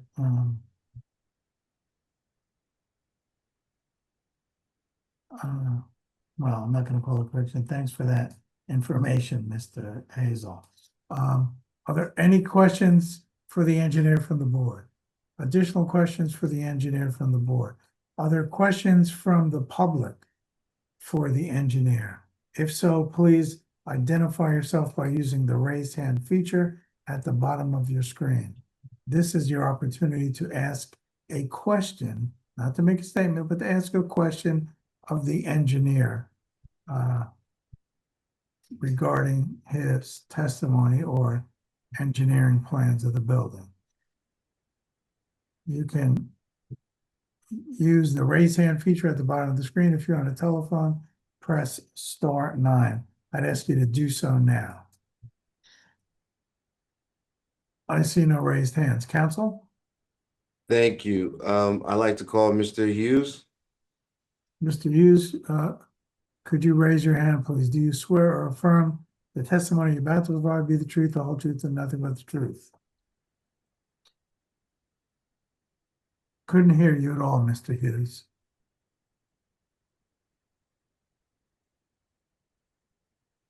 How about now? A little better now. Okay. Yes, I do. Could you state your name, your address, and relationship to this application, please? Certainly. My name is Connor Hughes. Last name is spelled Hughes. I am hired by the applicant as the traffic engineer for the project. Business address is Dynamic Traffic, 245 Main Street, Chester, New Jersey. Thank you. Have you appeared before this board in the past, Mr. Hughes? Yes, I have numerous times. And you were accepted as an expert in the field of traffic engineering, is that correct? Yes, that's correct. And are any and all of your licenses to practice that trade in full force and effect in the state of New Jersey? Yes, sir. I have a professional engineering license that's still in good standing. Thank you. We'll accept Mr. Hughes as an expert in the field of traffic engineering. Council? Thank you. Thank you. Connor, can you go over your study, please? Yes, absolutely.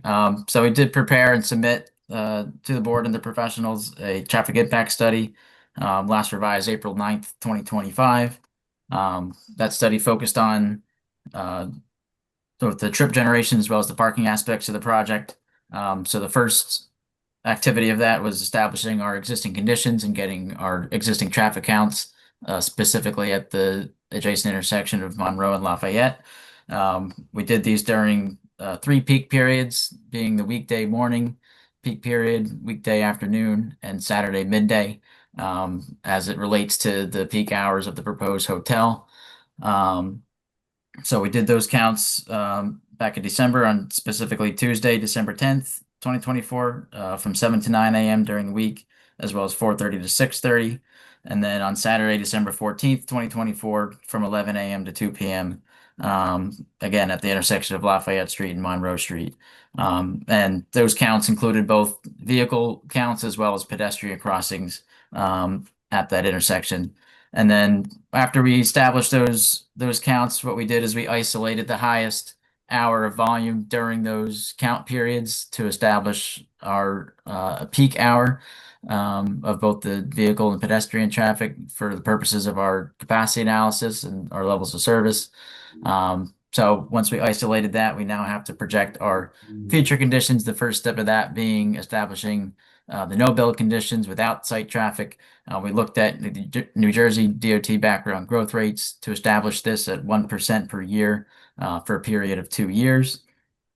That gives us our baseline future traffic conditions. Then we add on the site traffic. And in order to project that, we utilized the data published by the Institute of Transportation Engineers in their trip generation manual. This establishes trip generation rates for various uses based on a number of factors: square footage, employees, number of rooms based on the use. So they have a number of data points that they use to establish these average trip rates. And this is essentially the gold standard of projecting trip generation. So we referred to their land use for hotel, as well as strip retail plaza to account for that ground floor retail space. And we looked at both the vehicular traffic generation as well as walk, bike, and transit trips, since this obviously is very heavily reliant on mass transit in this area. There's 7 bus routes within a half a mile. Newark Penn Station is about half a mile away. So there's certainly going to be a discernible impact when it comes to mass transit usage, as well as the walkability of the area given the expansive sidewalk network. So when we look at those projections, Again, we broke those into vehicle trips and then what I'll call pedestrian trips. So during the morning peak hour, that equates to 52 total vehicle trips, and 88 pedestrian trips. Weekday PM projects 57 vehicle trips and 81 pedestrian trips. And then the Saturday peak projects 48 vehicle trips and 78 pedestrian trips. And to put that into perspective, New Jersey DOT sets forth what they consider a significant increase in traffic of 100 or more new peak hour trips. As I just mentioned, the highest number of new vehicle trips during any peak hour occurs during that PM peak, which is a total of 57 trips. So we're just over half of that 100 trip threshold. And then this is really that 100 trip threshold really is related to vehicle trips, but it is worth it to note also that the pedestrian trips with a maximum of 88 during the morning peak hour does also fall below that significant increase threshold. So with that being said, we do not anticipate any perceptible changes in the traffic flows or the traffic conditions in the area surrounding the site. And we did also draw a comparison to that previously approved use, that previously approved hotel, which had 109 rooms. Now it's 153. The area of retail was roughly the same. But when we look at that differential, it results in 13 additional vehicle trips in the morning, 8 in the afternoon, and 10 during the Saturday peak hour. So there really is no significant change in the vehicle trips, or really the pedestrian trips for that matter, compared to what was previously approved. And there is also the aspect of the shuttle service that's being provided for the hotel guests. My understanding is that there's going to be 2 shuttle vans provided, which can hold about 15 to 20 people or so. And it's my understanding through coordinating with ownership that these shuttles would be an as requested basis. So it's not going to be something where they're running continuously all day long for a certain number of hours. It's going to be as somebody flies in or is in Newark Penn Station, they'll have to call ahead to the hotel staff or vice versa if they're leaving to arrange for that shuttle. And so it's going to be sporadically throughout the day that these shuttles are coming and going from the site. And even if they were continuously going back and forth, given the travel times between Newark Penn and between the airport, they would only be able to accomplish anywhere from maybe 2 to 4 trips during a single hour. So it really doesn't equate to heavy volume of additional traffic being added with these shuttles. And again, all this is reflected when we look at our comparison and our levels of service between the no build future condition without the trips, and then we add the trips for our build condition. And what that comparison shows us is that the levels of service are the same with or without the addition of the site traffic, with levels of service B at that existing traffic signal. So very acceptable levels there. Again, no change in the delays or levels of service with the addition of the site traffic. And then getting into the parking a little bit, as was mentioned, there is no on-site parking provided, but there is off-site parking being provided in the St. James parking garage, which is just around the corner, just about 300 feet west of the site, where there's going to be 87 spaces provided, whereas 82 are required per the ordinance. So in terms of the parking supply, that parking requirement is met with the 87 spaces being provided in that garage. And again, it's only a block away. It's less than a 5-minute walk. So it's very accessible for future not residents, but guests of the hotel. And there was some mention and commentary about the loading spaces. So they are located, one along Lafayette Street and the other along Monroe Street. And they're placed as far as they could possibly be placed, essentially, away from that traffic signal to help, mitigate any impacts there. But I will note that the width of the loading space really, it doesn't equate to any additional width being occupied when compared to the existing parking lane that's there today. So in terms of operations and in terms of frequency, we've already established that we're willing to work with the city professionals to make sure that those operations are occurring during non-peak hours. And even for the shuttle trips that may occur during those peak hours, again, with the frequency that they'd be coming in, we don't anticipate any adverse impacts to the intersection operations with that shuttle service. So with that, I think that pretty much sums everything up, but certainly if there's any questions, I'm happy to answer. Council, I turn them over to you, Mr. Chair. Mr. Trafficante. Yes, sir. You want to be sworn in again? No, if you could just state your name and title for the record. My name is Charles Trafficante. I am a principal engineer with the City of Newark Department of Engineering. Mr. Hughes, Yes, sir. you testified in your traffic impact study, if I read it correctly, and if I heard you correctly, noted an estimate of 52 trips, an estimate of 52 trips generated during the weekday peak morning hour, a total of 57 trips during the weekday evening peak hour, and a total of 48 trips generated during the Saturday midday peak hour. Yes, All right. that's correct. And you arrived at that using what, NJDO? What was your reference? NJDO? ITE, the trip generation manual. Okay, and what, you also referenced NJDOT at some point in your testimony. Yeah, to New Jersey DOT, we referenced their background growth rates to establish area growth and population growth in the area as far as the future conditions go. But as far as the trip generation, we established that utilizing the ITE trip generation manual. All right, well, can you use NJDOT to establish level of service as well as trip generations as well? New Jersey DOT does have their own established trip rates that are predominantly based on the ITE trip rate. So even if we were to use New Jersey DOT, those numbers wouldn't be, if different at all, there wouldn't be a significant difference there. All right, so I'll cut right to the chase. If you used NJDOT standards, would your level of service change at that intersection? No. Right, so either way, ITE or NJDOT, they're still gonna be what as stated in your report. Yes, that's correct. And as far as hours of operation for your curbside deliveries, I believe one street's one way. I think it's Monroe, if I'm not mistaken. And Lafayette's two-way traffic, am I correct? Yes, Monroe is one-way southbound and Lafayette is two ways, east and west. Okay. Our concern is traffic traveling southbound on Monroe, especially at night. Being there's a traffic light there, if someone decides to make a right turn on red, and you got a tractor trailer or whatever garbage truck making, either doing deliveries or collecting trash, is that going to be a problem for the free movement of traffic at that traffic light compared to, a no build condition as opposed to a build, which is what you're proposing? No, we don't anticipate there being any operational concerns with that loading space in terms of its relation to the traffic signal. There's a parking lane there now that cars can park in.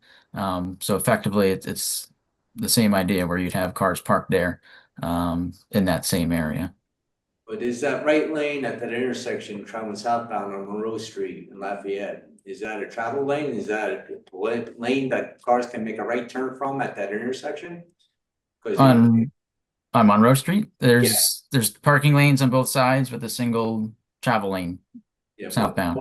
All the way up to the traffic light? I thought they stopped short. The parking? Yeah, the parking lane. They stopped short?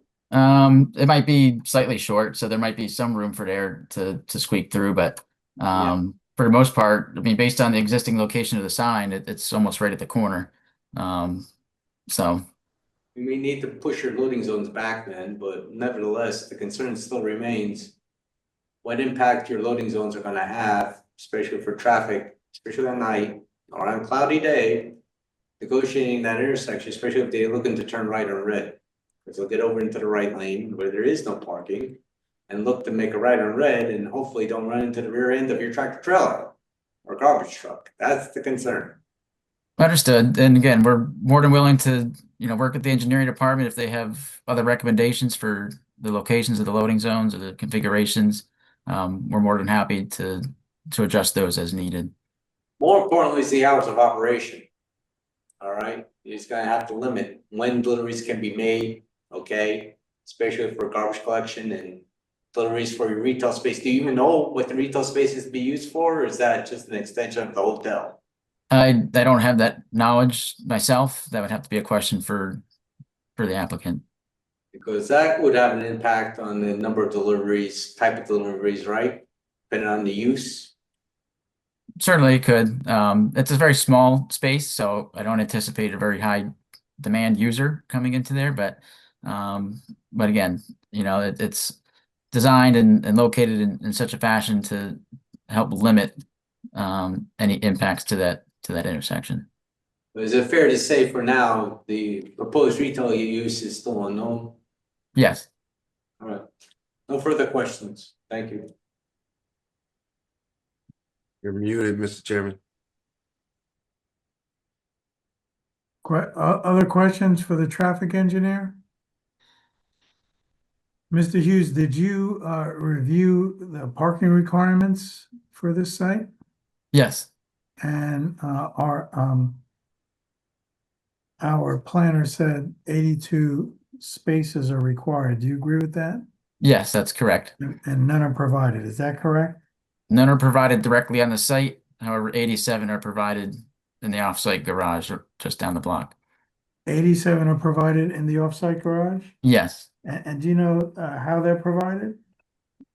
How in terms of their location in the garage, or? Well, I mean, is there a lease? Was there a purchase of these? If you know. I can speak to that, Mr. Chair. That's okay. I'm asking Mr. Hughes. Yeah, I'll Thank leave you, that Mr. to Sauter. our attorney. Excuse me? I'll leave that to Mr. Sauter. Well, thank you. But do you know is the question, Mr. Hughes? To my knowledge, there is a lease agreement, if not in place, that will be in place, but I'll allow Mr. Sauter to. It sounds like the answer is you don't know. Is that fair? Sure, yes. Okay, that's fair. Mr.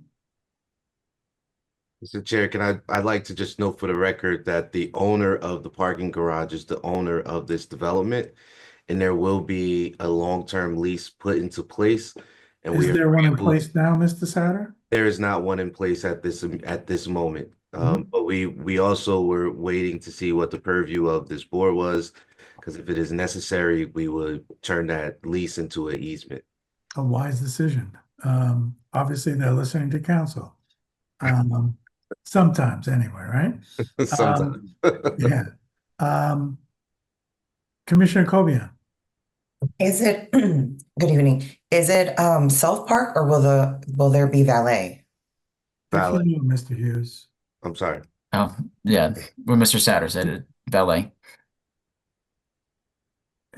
I guess that's you don't know, Mr. Hughes? If you don't know, it's okay to say I don't know. It's okay. Yeah, I mean, I didn't know up until Mr. Sauter just said it's valet, so. No? Okay. Okay. All right, thank you. Any further questions for the traffic engineer? Vice Chair Monfort. I know this probably is not for Mr. Hughes, but if there's going to be valet parking, that means there has to be a valet station. Where would that station be? If you know, Mr. Hughes. Yeah, I don't have that answer for you. Okay. Are there any other questions for the traffic engineer? One last question, Mr. Hughes, when you did your traffic study, how would you characterize traffic in that neighborhood? Certainly congested, it's definitely as it is with any area of the city, really, but again, with the level of traffic that's being added and based on the analysis, we don't anticipate there being any major impacts there. Thank you. Any other questions from the board for Mr. Hughes? If none, questions from the public. Mr. Goldstein. Mr. Goldstein, could you state your name and your address for the record, please? Sure. John Goldstein, 39 Madison Street, Newark. Thank you. Your question for the traffic engineer, Mr. Goldstein. Sure. I have three. Sure. Mr. Hughes, you said that you compared this application to the previously approved use. Yep.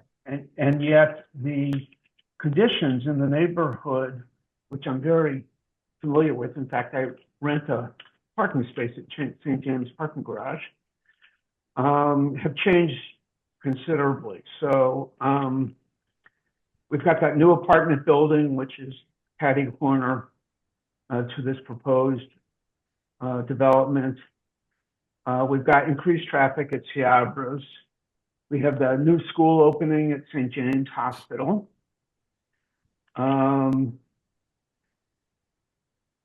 And the parking garage, where I rented a space for many years, is considerably more crowded than it was when this was initially approved. So have you taken into consideration those changes in your traffic review? Yes, we have, in the sense that our traffic counts were conducted in 2024, December of 2024, so about 6 months ago. So that would account for any new development traffic since the original approval in 2016. And then we also did add that background growth into our future conditions to help accommodate any additional growth in the area, whether it be from other developments that weren't specifically considered or general population growth. So that growth in the area has been effectively accounted for. My second question is, when you looked at the peak periods, so the traffic, I mean, again, I'm extremely familiar with the traffic patterns in that area. I walk through it, I drive through it every day. Sure. So, the later in the day, the traffic is much worse. There's not only the cars going in and out of the Ciabra parking lot, the trucks going in and out of the Ciabra parking lot, and Lafayette Street School, which is right down the street, that creates a horrible bottleneck when school gets out, actually in the morning and in the evening. And then we don't know yet what's going to happen, but we can assume based on what happens at East High School or Lafayette that the new school will also have considerable traffic bottlenecks. And so it just, I feel a little bit like we're not looking at the reality of the situation. Yeah, no, I understand that observation. And again, our traffic counts do take into account, current traffic volumes. It projects additional volume for, any future growth. And just the nature of a hotel use, trips to and from are going to be, rather sporadic compared to, say, a residential use where you have most people going out in the morning and coming back in the evening. So that would help to, mitigate some of those factors as far as a new incoming use. How many parking spaces are going to be removed for those loading zones? A total of 5, 3 along Monroe and 2 along Lafayette. And one last question. You do in your study reference bicycle traffic and additional bicycle trips because of the hotel, but I was very unclear about where those bicycles were going to be traveling. As you've said, Lafayette Street's one lane in each direction. Monroe Street is one way and very congested and double parked most of the time. And it sounded like you were accounting for bicycles on the sidewalks. Is that where they're going? Where are the bicycles going? Where it's in terms of how are they the trips? How traveling? are people? Yeah, how are they traveling? Where are they traveling? Either it could be the sidewalk, but either along the road or something like that. So we didn't specifically account for, bicycles alone. That number accounts for walking, bicycles, and then transit, people that are still walking, either from bus stops or from Newark Penn, things like that. All right, well, a significant increase in bicycle traffic. I don't think the bicycles should be on the sidewalk, and there are a lot of elderly people walking to and from the grocery store. It just seems like there's no Mr. place. Goldstein, do you have a question? Yes, where are the bicycles? Yeah, okay. So I'm still not sure if the bicycles are in the street or on the sidewalk, traveling on the street or on the sidewalk. Yeah, I think that's asking for Mr. Connor to, I mean, Mr. Hughes, I'm sorry, to answer a question he can't know. I mean, he does, you know, he could tell you what the law should say, but about those, but he's not gonna know how people are gonna use those bicycles. Is that fair to say, Mr. Sauer, counsel? Yes. Yeah. Any other questions, Mr. Goldstein? No. Thank you. Are there any other questions from the public for the traffic engineer? Questions from the public for the traffic engineer? I see none. Counsel? Thank you, Mr. Chair. With that, I'd like to call Mr. Comito, our architect. Mr. Camino's having a hard time logging on. He's gonna raise his hand and maybe you could bring him in that way.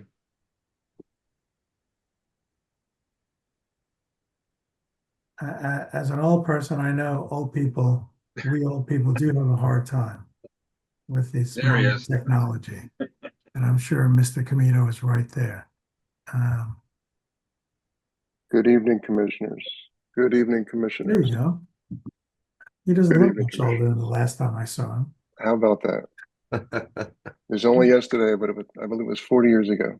Yeah. Anyway, Could you raise your right hand, please? Do you swear or affirm the testimony you're about to provide will be the truth, the whole truth, and nothing but the truth? I do. Could you state your name, your address, and your relationship to this application, please? There's Gregory Comito. I'm the architect. I'm the president of Comito Associates here at beautiful 23 Warren Street in Newark, New Jersey, where we've been for at least 35 years. My home residence is 193 Forest Way, Essex Fells, New Jersey. Your business address is fine, Mr. Comito. Oh,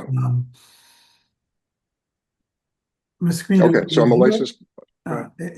Is your New Jersey architectural license in good standing? Yes, it is, sir. Mr. Comito is well known to this board. We'll accept him as an expert in the field of architecture counsel. Thank you, Mr. Comito. You prepared the architectural drawings for this application, is that correct? I did, sir, yes. Thank you. Can you go over that plan, and as you go through it, can you let the board know what the differences are between this particular application and the application that was approved in 2016 with a height variance? I certainly will as soon as I figure out how to share my screen. I don't see that option here, which is a shame. Hold on. Should be at the bottom middle. Yeah, you need a young associate there, Mr. Comito. Tell me about it. They tried to school me because I usually don't do this. Raise hand, chat, okay. I may have to should be to the right of raised hand. A little share. green arrow pointing Thank up. you. All right, share. Oh my gosh. Okay. Entire screen, yes. Desktop 1. Share. I apologize for this. No worries. Oh, yeah. Excuse me. You know what? I'm going to bail and go over to the other side of the office, to the other side of the building, and get on Daryl's computer. Is that acceptable? So I can access the screens? Mr. Alvarez was really a whiz at this technology earlier, so. I'm the one who had to go over there and tell them it's the wrong screen. Oh my gosh. Awful. All right, I'm doing that now. And all of a sudden I have the transcript on.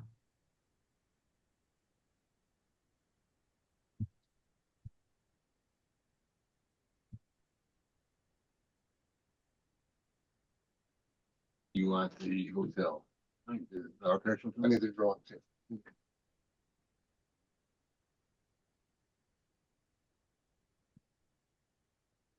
Sheet 15. sheet with the first floor.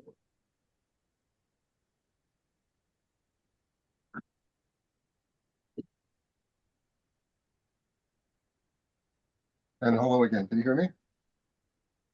Yes, a little low. A little low, so how do we increase that down? Oh, here, maybe. Hello. Okay, can you see the first floor plan? Yes. Okay, so that's the first floor plan, technical drawing, corner of Lafayette and Monroe. So L-shaped site, our first floor is as open as possible, serving the hotel use, obviously, primarily, and this small 2,000 square foot corner space being used commercially for a tenant to be determined. There is an open lobby as you enter, a reception area, a small luggage storage area, the elevator lobby immediately to the right of that, and at the core of this design is a atrium, essentially a 6-story atrium, glass covered atrium. At the bottom, an open area we have labeled as breakfast area, multi-purpose, of course. The area to the rear, down the dog leg, is a lounge, open area, alcohol possibly to be served. I don't really know the logistics of that, but it is lounge for breakout meetings when business clientele may attend. There is a small storage area, and beyond that lounge area, directly west, we stay back from that rear property to create a paved open courtyard for relaxed seating. Landscape, some retaining wall, and some low-level landscape lighting. I'm going to jump to the, scroll down too fast. Actually, you know what? I'm going to go below. So I'm going to primarily point out the changes to the approved 2016 plan. The plan changes in the basement. We did some construction studies and determined that it was best to stay back from adjacent properties. So we reduced the footprint of the basement even more to simplify that into a smaller meeting room, again, for business clientele, and the bare bones of the sort of back room or the working area of the hotel for linen storage, a small locker area for employees, and the like. So there's that, and there's means of egress. Those stairs out, one exits to the courtyard in the back I talked about earlier, and one out to Ferry Street. So that was a change, that pullback and the redesign of that first floor, sort of a constructed build necessity. Back at the first floor, you see the that stair on the left exiting out to Lafayette Street. Some changes there. You see a ghost, we call ghost, so the bubble shape that indicates those changes. Ghost there, and a ghost to the rear where it says storage. I don't know if you see this cursor. That ghost there, that was changed. Minor, but otherwise exactly as before. The hotel organization, the layout, again, it's around this atrium that's in the middle, skylit, and surrounded by hotel rooms where we have the concentration of them at the perimeter as you normally would for light and air. No changes here to that original plan. So I'm going to just go up to, as we added 2 stories to this, what we did do is we capped the atrium. So the skylight atrium is at the 6th floor. So that happens here. There's a border around it that then you're looking out from inside the atrium to on top of the atrium, because now we're far above the adjacent building, the bank building, which we also designed and built some, I'm not really sure, 18 or 20 years ago.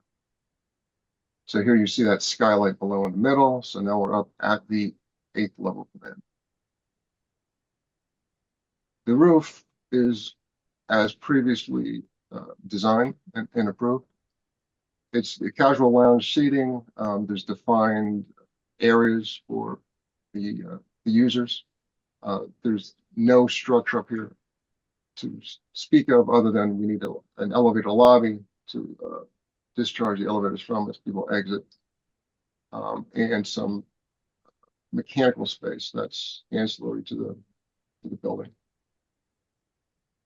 There's rooftop mechanical equipment that will be screened from the public, as you would imagine. Because if the views then, at this long Monroe Street sitting area, as you can imagine, that maximizes the views to the east in New York City. Of course, to the west is also beautiful New York City. All right, and this is a technical drawing of the two principal elevations of Lafayette Street and Monroe Street. Monroe Street is a primary access point, drop off for the users, for the guests of the hotel, as a large covered entry, as you would expect, and a glass facade wrapping that first floor. On the first floor corner, we have this commercial space, 2,000, small space, but it's a very prominent corner, and we want it to be energetic and dynamic. If I get to the elevation, the rendering, of course they are. Which one? No. This one? So this is the rendering of that corner, so looking north-ish from the opposite corner of Monroe and Lafayette. You see the building originally built as a bank building to the left, and this sort of a sister building, complementary materials. Interesting item that we're into about this building. We've just extended the 6-story design up. We've kept the engineered technical facade intact and went up with it. So what looks like red tiles is actually a multicolored pattern that's on glass. So it's a printed image on glass as an exterior envelope, except for obviously it is glass at the guest rooms. Excuse me, Chair, are we supposed to be looking at a picture of that, or? Yes, you should have been looking at pictures all along, haven't you? We have a drawing here of the building. This is Commissioner Comesaña speaking. No, you need to see this. But you're speaking of a material, and I'm not seeing that. Okay, then.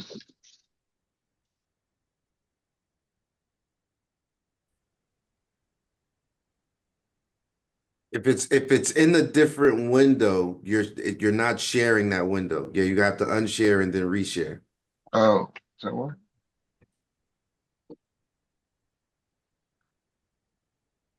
Yeah. There you go. There you go. Oh, okay. All right, so that then is that image. That's the rendering, opposite corner, Monroe Ferry Street. Building on the left, as I mentioned earlier, is the bank building we designed a few years ago and built. Sister building here. Same developer, same land owners. And I talked about the corner, right? That's a 2,000 square foot commercial space, open, airy, dynamic. We have a very, very large, tall floor to ceiling, as you would like to see at the first floor neighborhood retail.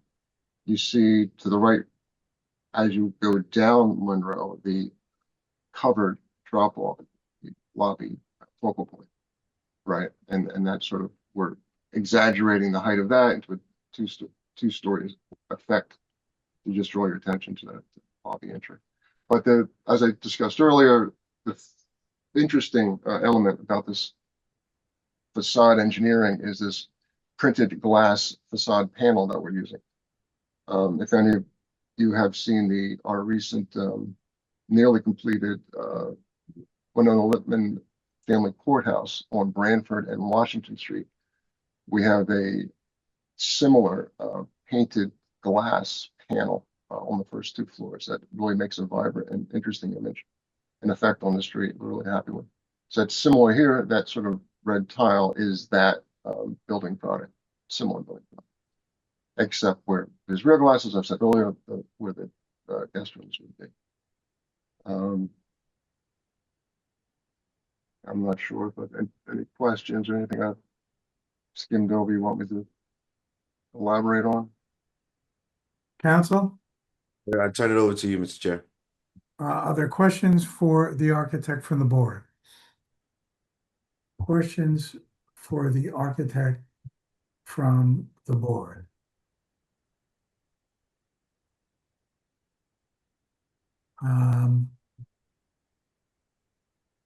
Mr. Comito, thanks. As always, you bring beautiful designs to our city.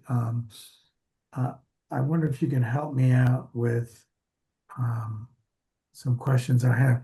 Were you the original architect on this, Matt? Yes, design, yes.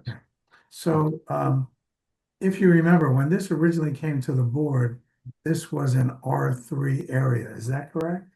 Oh, Zone. I really don't remember. Yeah, well, our planner suggests it was an R3 zone, and this board gave a variance to build a 6-story, 94-room hotel. Do you remember that? Yes, I did. Okay.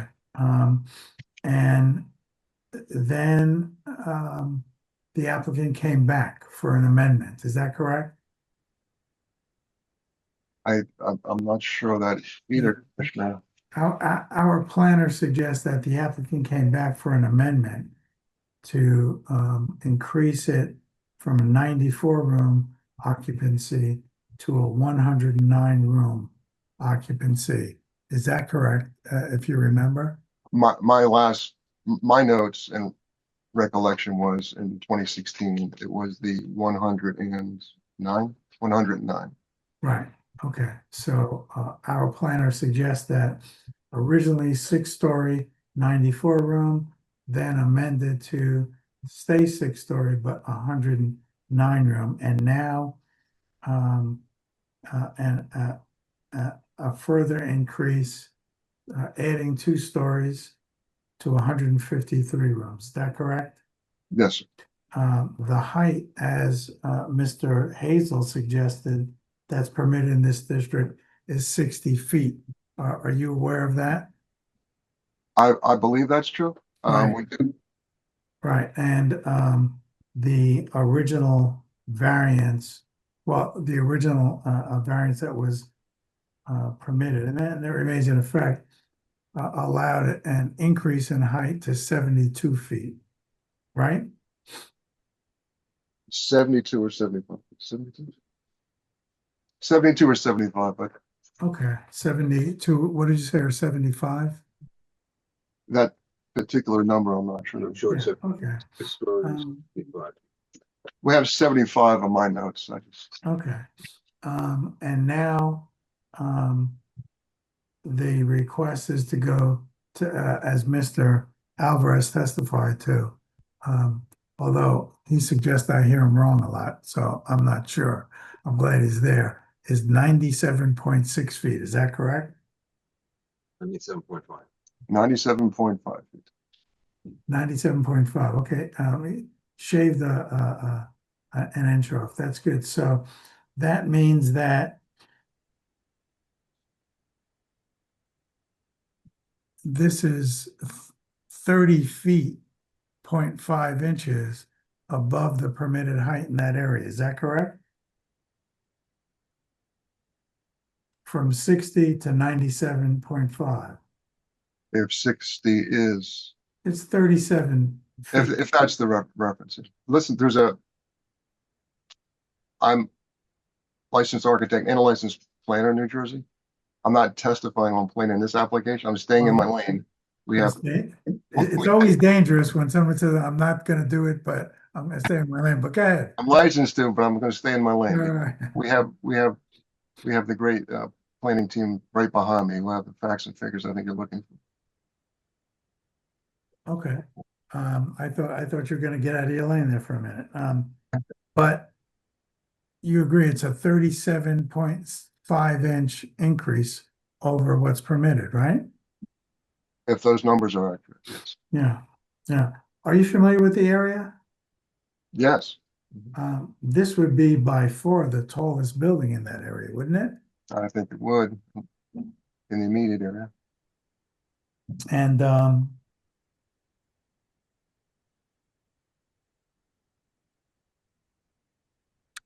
thanks. You know what you didn't show us? The rooftop. Do you have any renderings of the rooftop? I showed you the plan of that. I just got to get back to that. You don't have a rendering of the rooftop, do you? We like renderings. No. Okay. No, that was. Yeah, double click that. Yeah.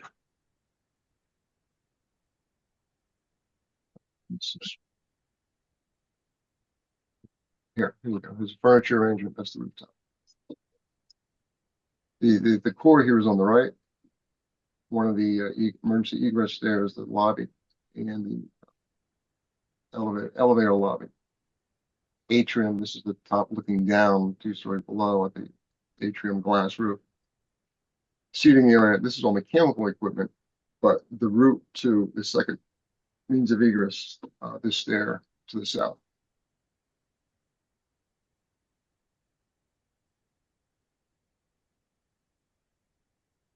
If he's talking, I don't hear him. You're on mute, Mr. Chair. Yeah. Equal to Mr. Comito's technological prowess. Thanks. Always, as I said earlier, you always come forward with beautiful designs for anything you do in the city. Thank you. Very nice of you to see. Any further questions for the architect from the board? Further questions for the architect from the board? Are there questions for the architect from the public?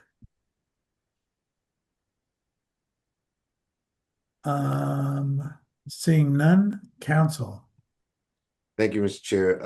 With that, I believe Mr. McLean will be testifying in the shoes of Mr. McDonough. Those are big shoes. Could you raise your hand, Mr. McLean? Or small shoes.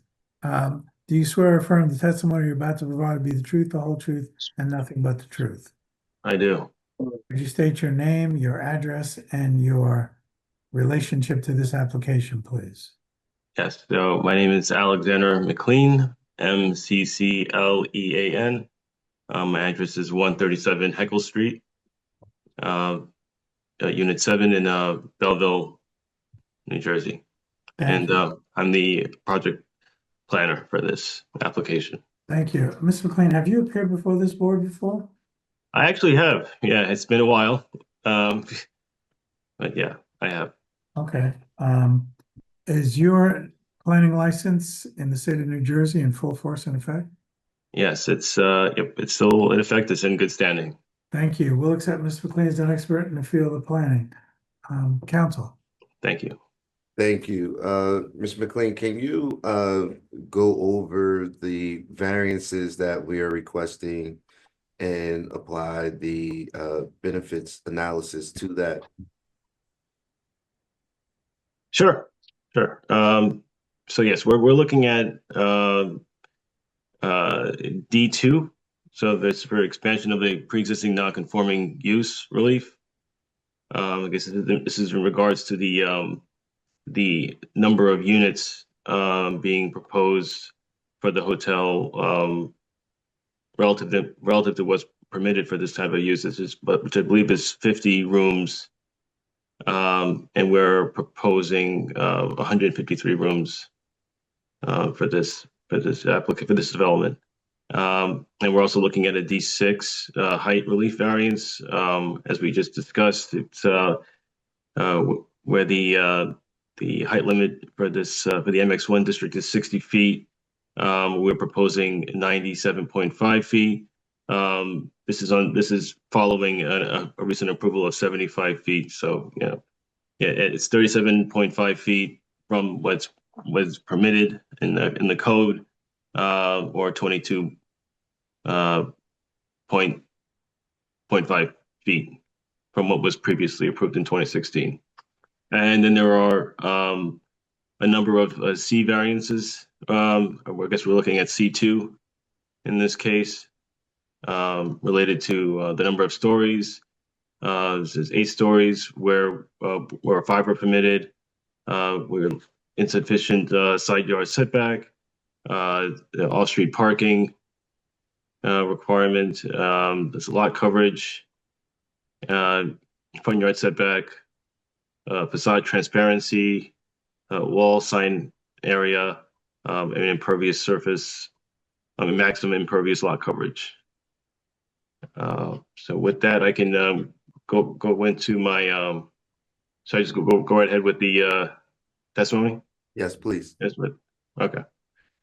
All right. So yeah. So as we mentioned before, we're talking about a single tax lot here. This is lot 21 on block 1987. And this is in the northwest corner of Monroe Street and Lafayette Street in the Ironbound neighborhood. And the property measures 12,050 square feet and is currently vacant. It was previously approved with the 6-story hotel, as mentioned before, with 109 units. And it had 2,150 square feet of retail space. And right at this point, I kind of want to discuss the area, so I guess I'll share my screen.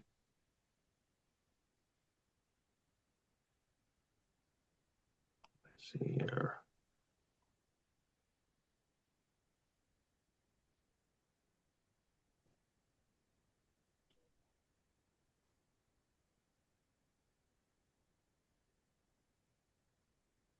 Okay, yeah.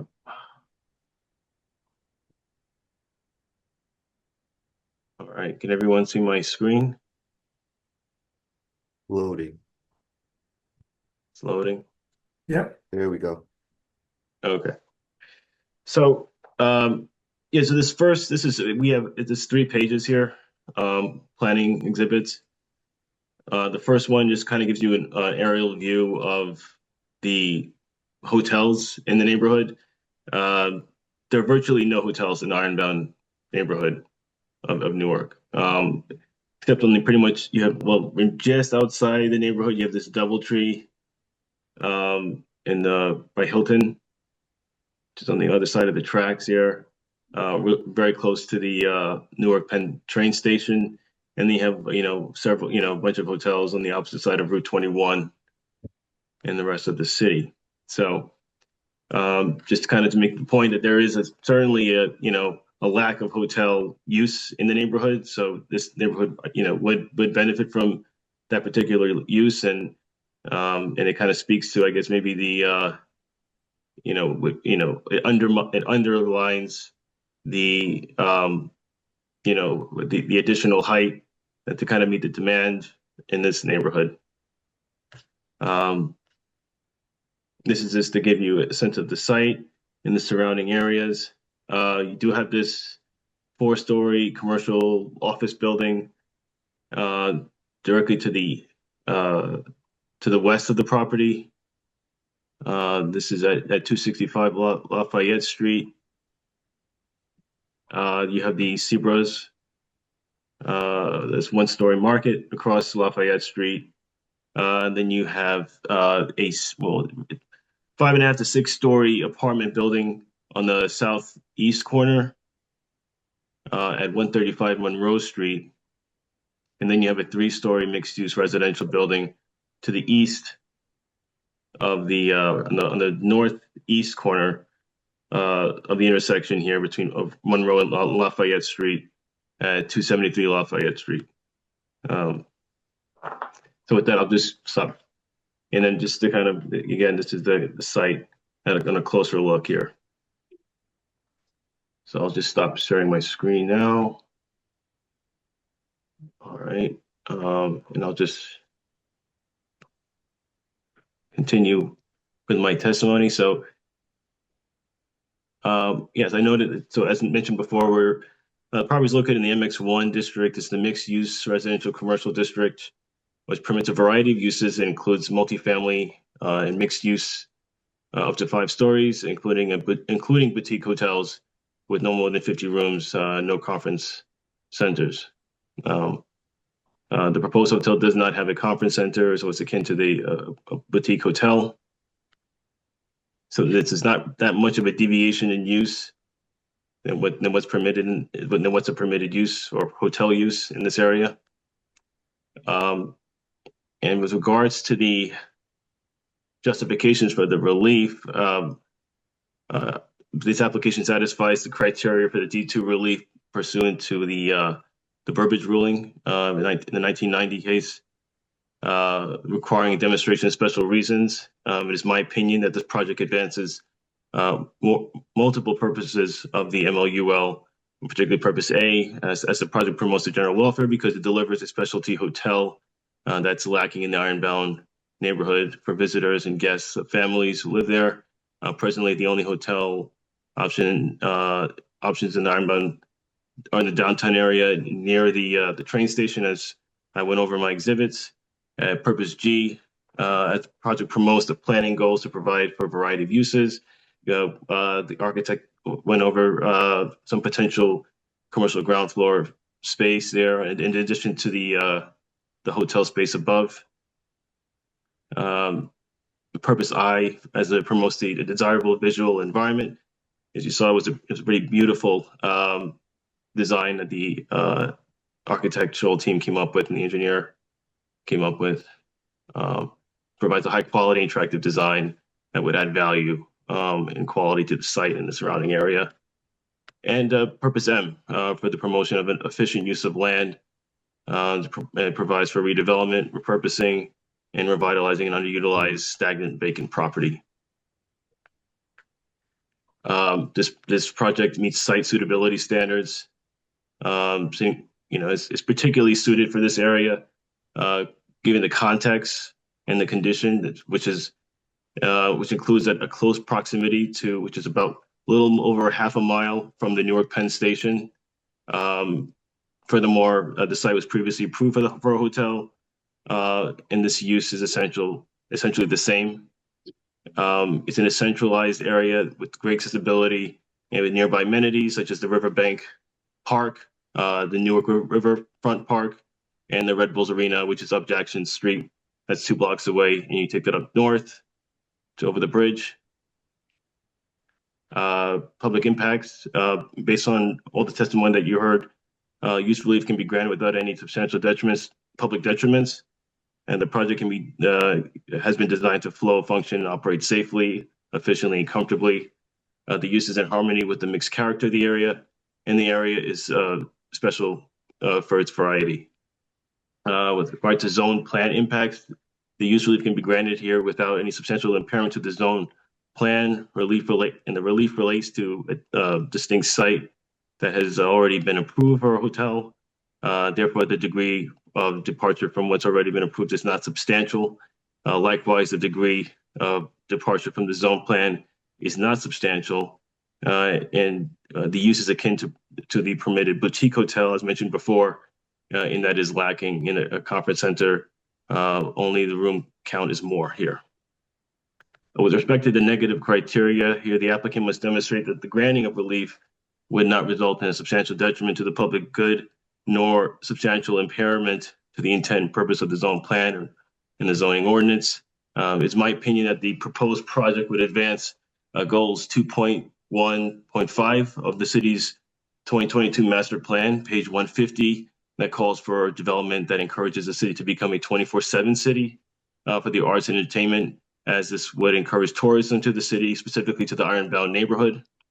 I would also like to add that I believe this project advances goal 3.4.1 of the master plan, page 192, that calls for the building of the district neighborhood, the district neighborhood and cultural identities. Building on the district neighborhood and cultural identities to attract local and regional business, with a particular focus on the Portuguese resilient culture of the Ironbound neighborhood. And moving on to the D6 variance relief, here I believe that the positive criteria has been met, as all the use positives have been cited above carry forth from the D2 variance proofs. The proposed height is necessary to effectuate the beneficial project. With respect to the negative criteria here, I believe that the height controls the criteria for relief. Sorry, I'm going to just back up here. I think the criteria for relief has been met. That has been outlined in the Grasso case in 2004 by the State Superior Court, requiring the applicant to demonstrate that the site can accommodate issues related to the height beyond what's permitted. And here, I believe that the height does not block scenic views.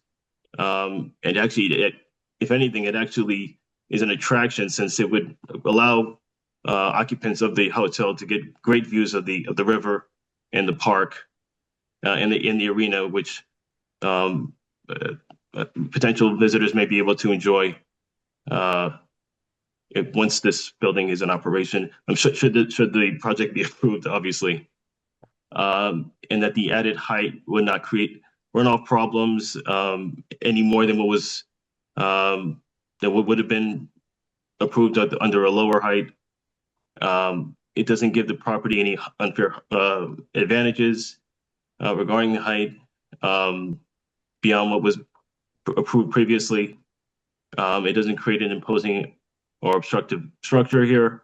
It doesn't create a population density increase, since these are transient, short-term stays, since this is obviously a hotel. And it creates an anchor on the corner here for this neighborhood. And it allows good urban design. And the added height is 2 stories, or only about 20 feet above what was been found appropriate in 2016. So it's just a de minimis increase here, I believe. And the surrounding buildings here, as I noted before in my exhibits, included a 6-story building on the southeast corner of the surrounding area.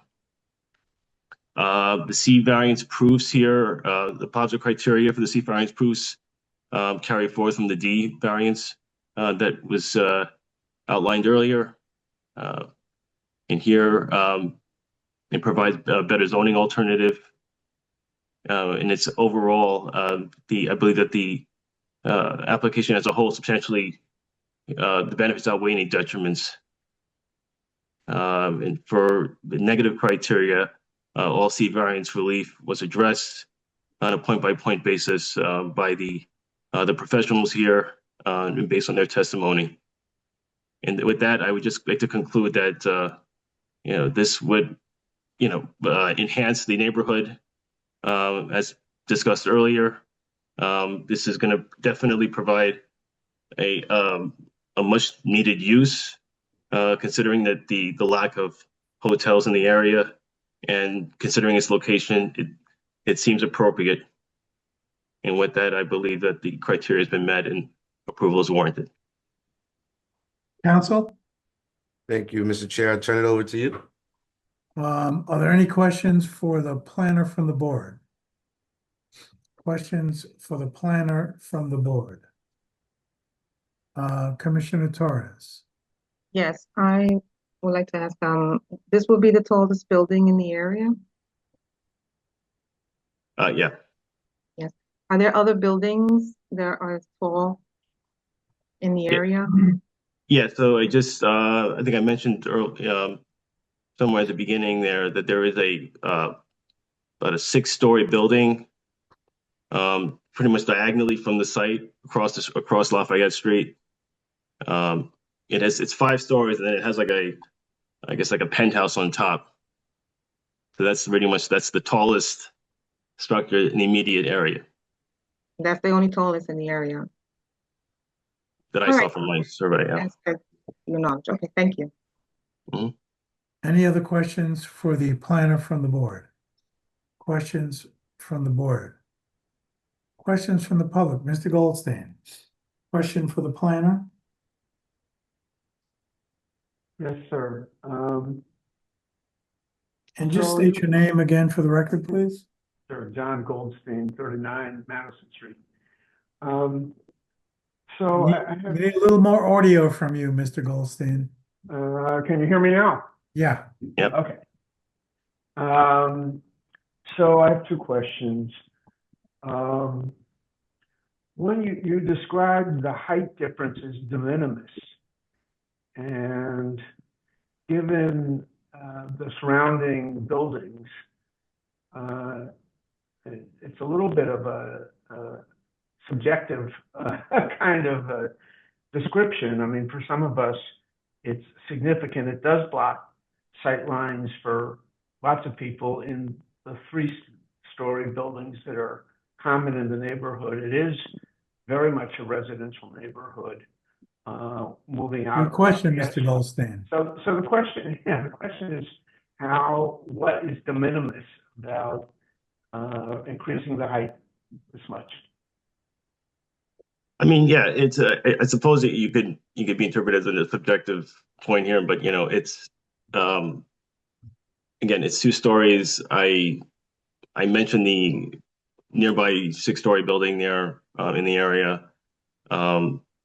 I think the justification here is the lack of hotels in the area, which I think would provide a benefit, considering that this would meet demand in the neighborhood.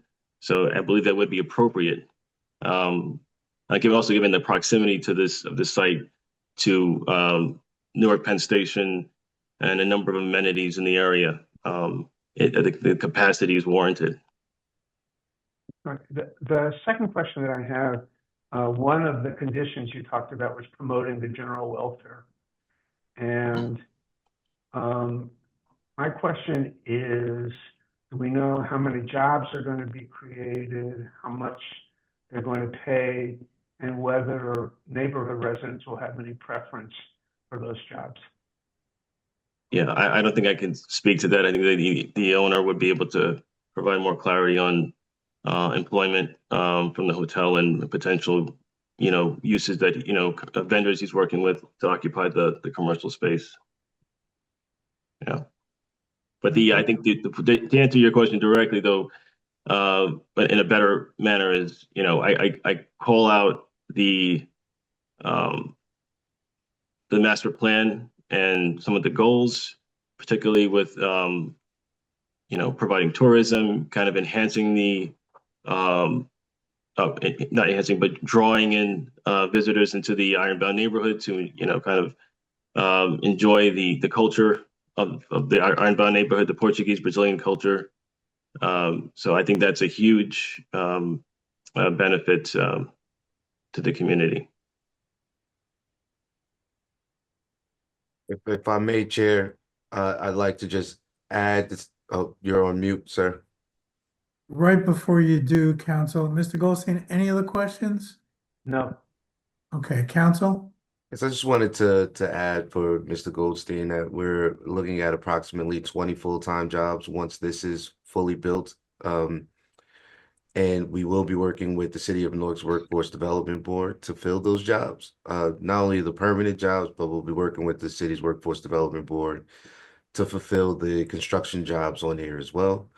The developer does have a good reputation for hiring locally, Newark residents when it comes to the construction as well. So this will benefit our community significantly when it comes to the jobs.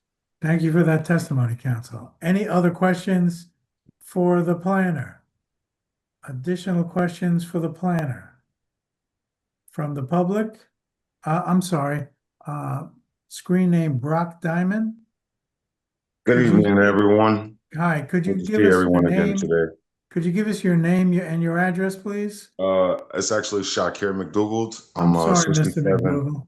No, it's fine. It's fine. It's fine. You have a stage name. I'm in South Ward, 67 Seymour Avenue. I actually just graduated from the specialized trade program with Newark Workforce Development. So we do have a lot of people that's gonna, thank you. Thank you. I graduated from the drone program. So we do have a lot of people who are going to be coming out looking for jobs. So this definitely will be needed. I guess I just have 2 questions predominantly. One, when is this project expected to be finished? And 2, how have they realized how will this impact parking as far as people being able to maneuver around the city during this proposed project? Because the Ironbound section, unlike other areas, is extremely crowded. there's always conversations in the city council, because I'm always there, about parking, overnight parking. Sometimes they have trucks on people's blocks. So how have they understood this will impact those two things? And my first question was pretty much because I know that we're supposed to be having a World Cup coming next year. So I'm trying to understand. Well, I guess I have a third question. Is this going to be like a budget hotel, or is this going to be like one of those expensive, extravagant hotels? So let me see if I can just Thank you. As to the parking, there's no parking being offered on site. That's one of the variances that's being requested. However, the testimony is that if this is approved, there will be a long-term lease. The applicant will enter a long-term lease to provide parking, and the testimony was the attempt will be for a long-term lease for 87 spaces at the St. James parking lot. Is that correct, counsel? Yes. As to Hold on, I do groundbreaking, apologize. I just want to make sure I heard that correctly. You said they're building a hotel with no parking? that's correct. Okay. But You can yeah, continue. but I understood that. Thank there'll be you. off-site parking. Mr. Comito, is there a date expected for groundbreaking? I would imagine we're looking at 9 months From to produce the groundbreaking construction to, documents, bid, and get in the ground. okay. I'm sorry, and I spoke over you. 9 months, and what was that for? 9 months to produce the construction documents and get out to bid and file for a building permit. And Subject to then, owner approval, of course. I'm just talking about the logistics of what we need to do. right, and then to completion, once you're in the ground? I would say 18 months. Okay, so 9 months plus 18 months for from the architect for construction documents, approvals, and completion. And what was your other question? Oh yeah, Is the this type of gonna, hotel. okay, There's yeah. been no testimony regarding whether this would be a budget hotel or not. Really, this board has no jurisdiction over that. Understood. Does that answer your questions? At least two of the three? I guess I just was trying to understand the second one again. So you're saying that this, you know, I got the answers I needed. Thank you, sir. Thank you, Mr. McDougall. Are there any other questions regarding this application from the public or the board? I see none. Council, do you have any further? Oh, I see a hand raised. Pedro. Let's bring screen name Pedro in.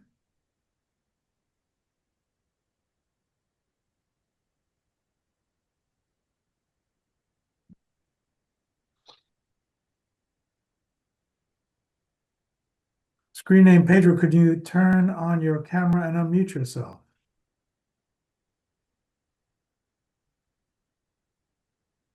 Yes, I'm not sure if you are, if I'm getting through now. Yes, you are.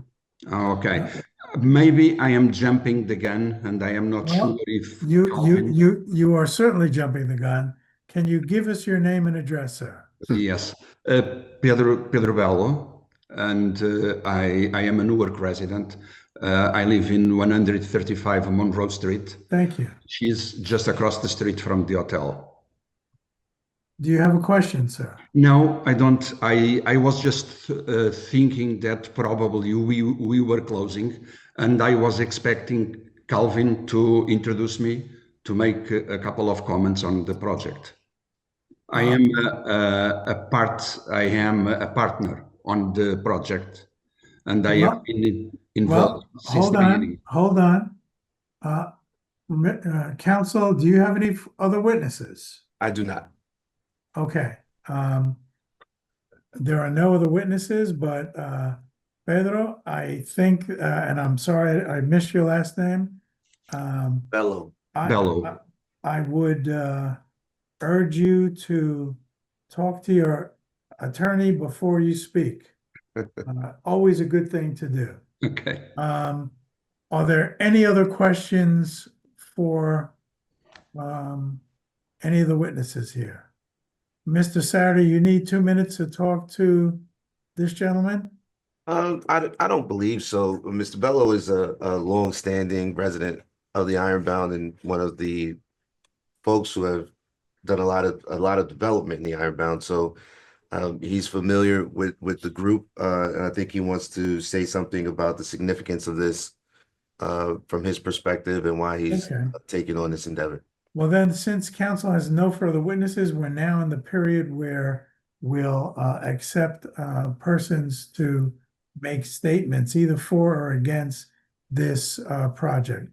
And here's how we'll go. If you care to make a statement, I'm going to ask that you raise your hand. I'll ask you to submit yourself to the oath, and you'll be able to make your statements. We ask that you limit your statements to 3 minutes. Ms. Mejia is a hard on the timekeeping.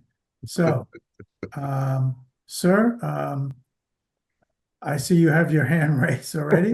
Do you swear or affirm that the testimony you're about to provide will be the truth, the whole truth, and nothing but the truth? I do. Could you please state your name, give us your address and your statement for the record, please?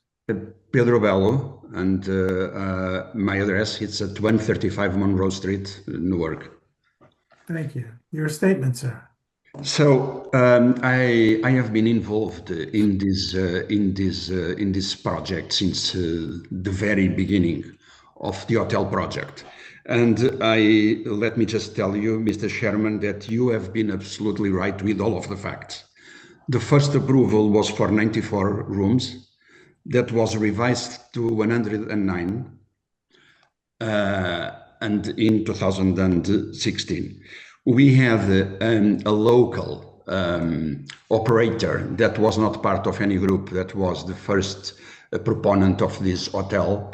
And then that operator at the time just gave up the intentions of being a partner on this project. And that led us to find, and we were very lucky to have found a large operator. He operates primarily in Portugal, but there are 110 hotels all over the world, with a very large booking base in Europe and in South America. And when they looked at the project, although the rooms were very generous in area, they reduced the area of the rooms slightly, and we increased it to 109 rooms under the same envelope building. And that was the reason for the first change. We organized at the end of 2019, December of 2019, a groundbreaking ceremony for the hotel, and COVID hits. The Pestana Group, the operators, have 2 hotels in New York City, and they have to close it. And of course, the world changed from those days to today. And that when things normalized, they reapproached us to resurrect this project, but the world is substantially different now. And this group brings a lot of enhancements to the neighborhood, because they have these 2 hotels in Newark, and they can offer an alternative to in New York. I am sorry. They can offer an alternative to their customer base in Newark, just 17 minutes away by train from New York City, at a much more reasonable price. And we will attract visitors to Newark that otherwise wouldn't be here. They are very, very bullish on their booking capacity here. and the hotel. Our council told you that there are 20 jobs. I wanted to just precise some of these numbers. The 20 jobs is the hotel jobs, not counting with the cleaning people that we need to subcontract with the local provider here. So with the cleaning people, they consider the number of jobs to be permanent jobs to be 50, the 20 hotel employees plus the cleaning people that will maintain all of the rooms on a daily basis. I would like also to make some comments on the parking, because this is an hotel where people will be flying or coming by train. So the parking needs for the hotel, as far as the specialists at the hotel indicated for us, it's 20 parking spaces. They wanted to set up an agreement with us to have 20 parking spaces at the neighborhood parking lot close by, because in their experience in other areas of the world where they have this type of hotels, almost no one drives. It's airlines and trains. There was also asked the question about. Thank you for your statement, Mr. Pedro. Sorry? Thank you for your statement. Okay. Thank you, sir. Are there any other persons who desire to make a statement at this time? I think the only other person I saw was Mr. Goldstein. Mr. Goldstein, did I lose Mr. Goldstein? No, I don't have any Oh. statements to make. This is the chance, this is your chance to make a statement, Mr. Goldstein. Do you care to make a statement? No, I don't. Okay, thank you. Council. Thank you, Mr. Chair. I think we heard a lot. I think Pedro summed it up, why we're back here, right? The world changed at a certain point from a previously approved project. And there's still very much so a desire and need to build this hotel in the Ironbound section of Newark. When you think about what we have surrounding the city, I mean, the arena, Prudential Center, has become one of the top 15 arenas in the world. The performances that are there nightly are bringing people into our city. We have a significant amount of units being built in the East Ward. And the East Ward has probably received a lot of the building demand over the last 10 years and really helped spur development throughout the rest of the city. And I think this board has seen more so than the planning board that a lot of the units that are being built are smaller units. So there's a need for a place for folks to stay when they want to come and visit their friends and things of that nature, which is a common thing that that happens when you have a growing city. You start thinking about other major metropolitan areas. The taller the buildings get, the more dense it gets, the more hotels they need, because it's harder to bring those people into the places in which you live. This is going to bring a European element to the East Ward, which I think is very familiar and common to the folks who are there. And it will attract more to come into the community. So I know we're asking for some significant relief. We're asking for 3 floors ultimately of relief here. We're asking for that relief so that we can actually just do the project. There's not a greed element here, construction costs, and I know this isn't a factor for you all, but it is in the reality of being able to get this building built, that construction costs have gone up over 50% since COVID. So things have changed, and the footprint of everything that folks have once looked at have changed significantly. So I don't want to belabor that point. I do believe that this is bringing a significant benefit to the city. Whenever we have an opportunity to bring outsiders in and give them a part of the culture and the flavor that is the Ironbound, one of the greatest places to eat in the United States, people want to be there. People want to have a place to stay and while they're there. And I think this does just that. and we're getting that from a developer who has consistently over the last 40 years, I would say, ensured that the East Ward, in particular the Ironbound, has continued to develop in a positive manner and provided great benefits to the community. I think they're continuing to do so on this project, and we ask that this board consider that and seriously consider the relief that we're requesting as is, because we would need that relief in order to be able to build this building. With that, Mr. Chair, I turn it over to this board. Thank you, counsel. We're now in discussion. May I have discussion from the board?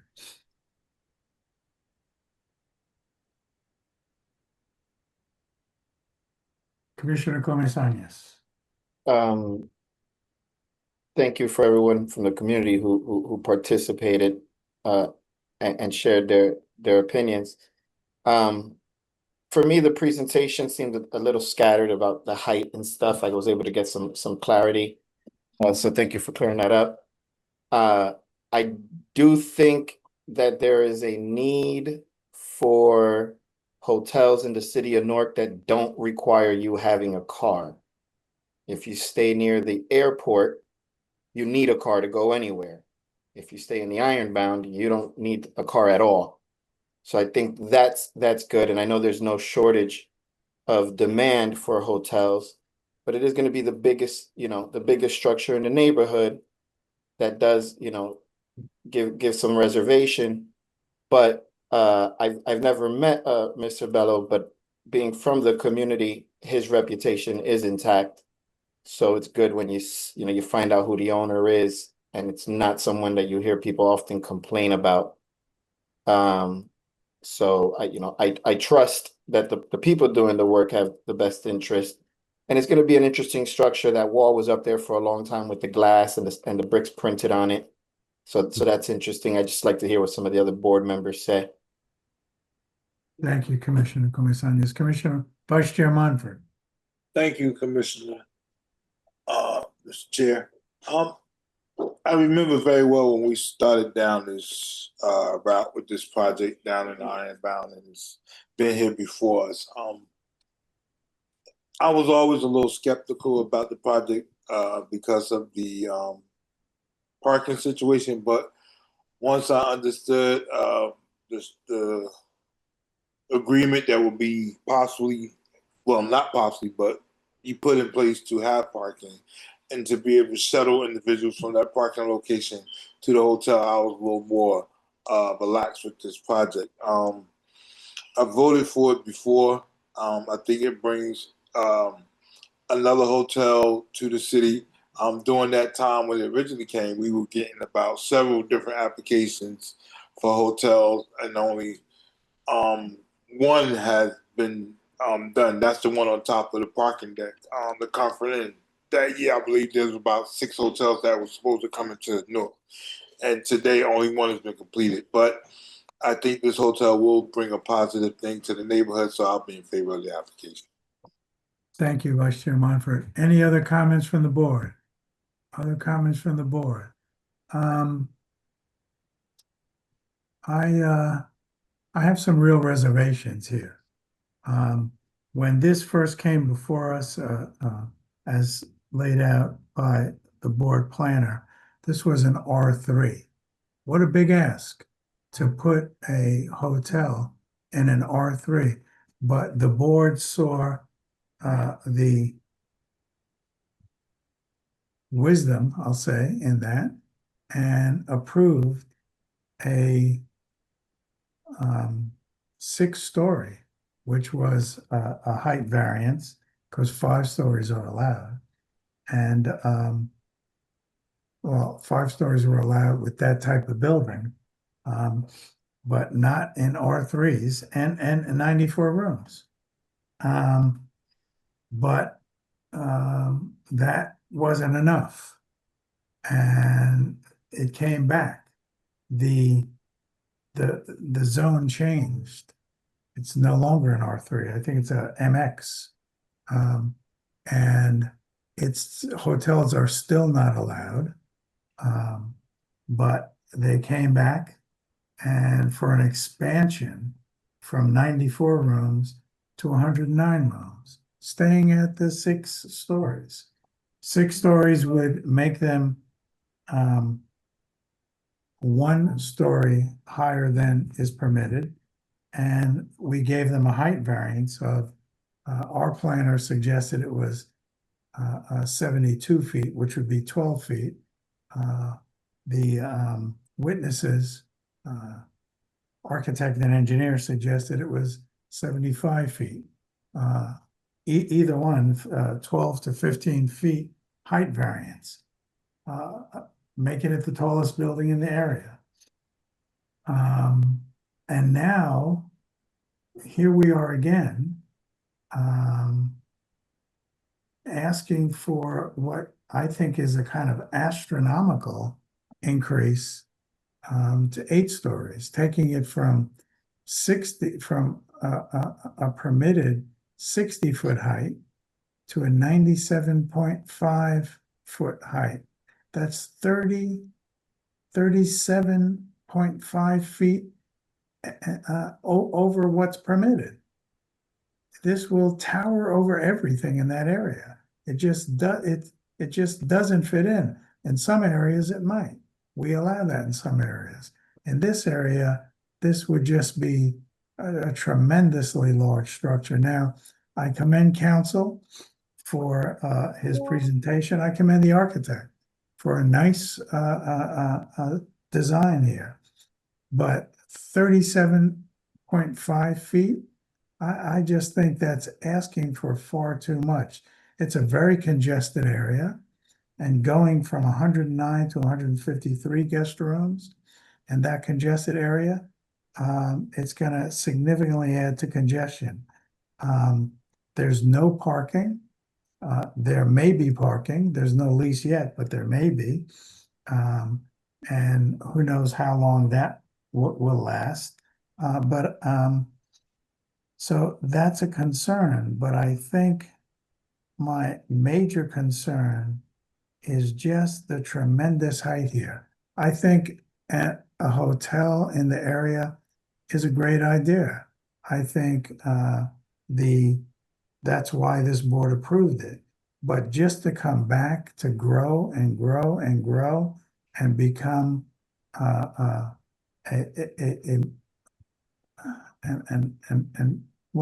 tremendously huge building in that area that would just stick out like a sore thumb. It just is not appropriate. Those are my concerns with this application. I want this to be built.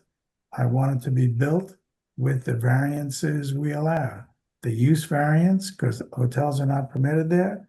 The height variance, which I think will make it the largest building, but in a reasonable way, with a reasonable height variance. And those are my concerns. Are there any other comments from the board? Other comments from the board? Hearing none, may I have a motion, please? Oof.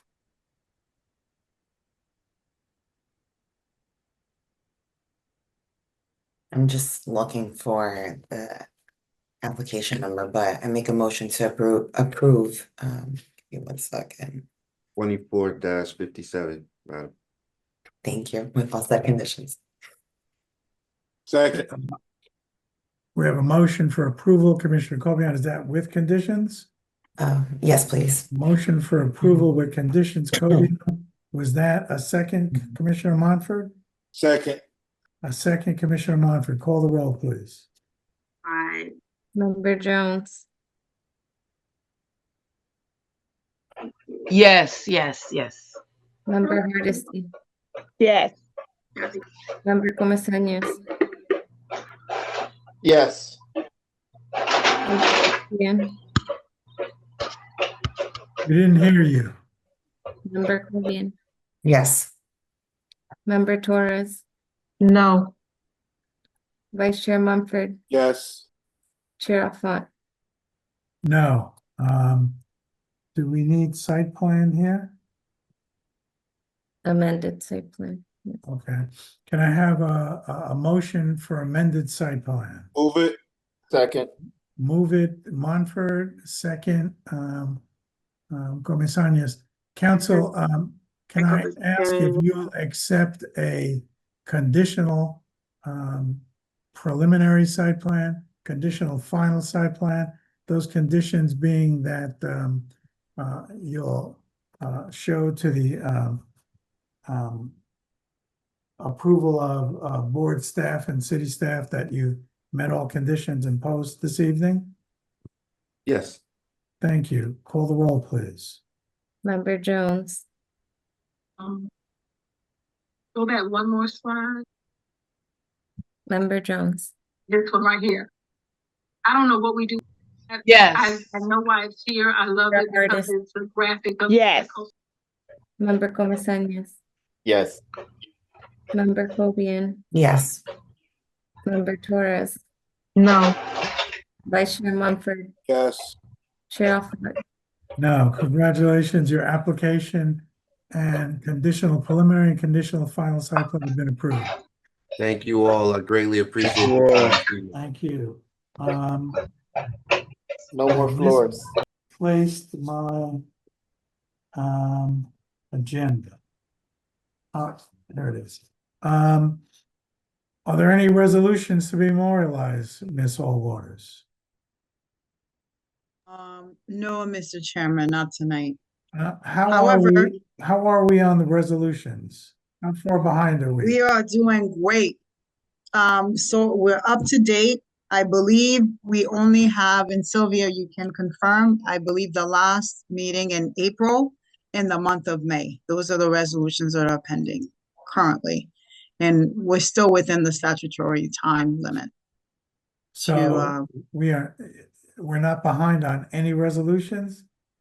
No, I think there might be 2 outstanding from last year, but that will be taken care of. In terms of this year, we are not behind, no. Okay, so by our next meeting, we'll have those 2 outstanding ones caught up, right? Yes. Thanks a lot for that. While you have me thinking about that, I haven't asked this question in a long time. Mr. Hazel,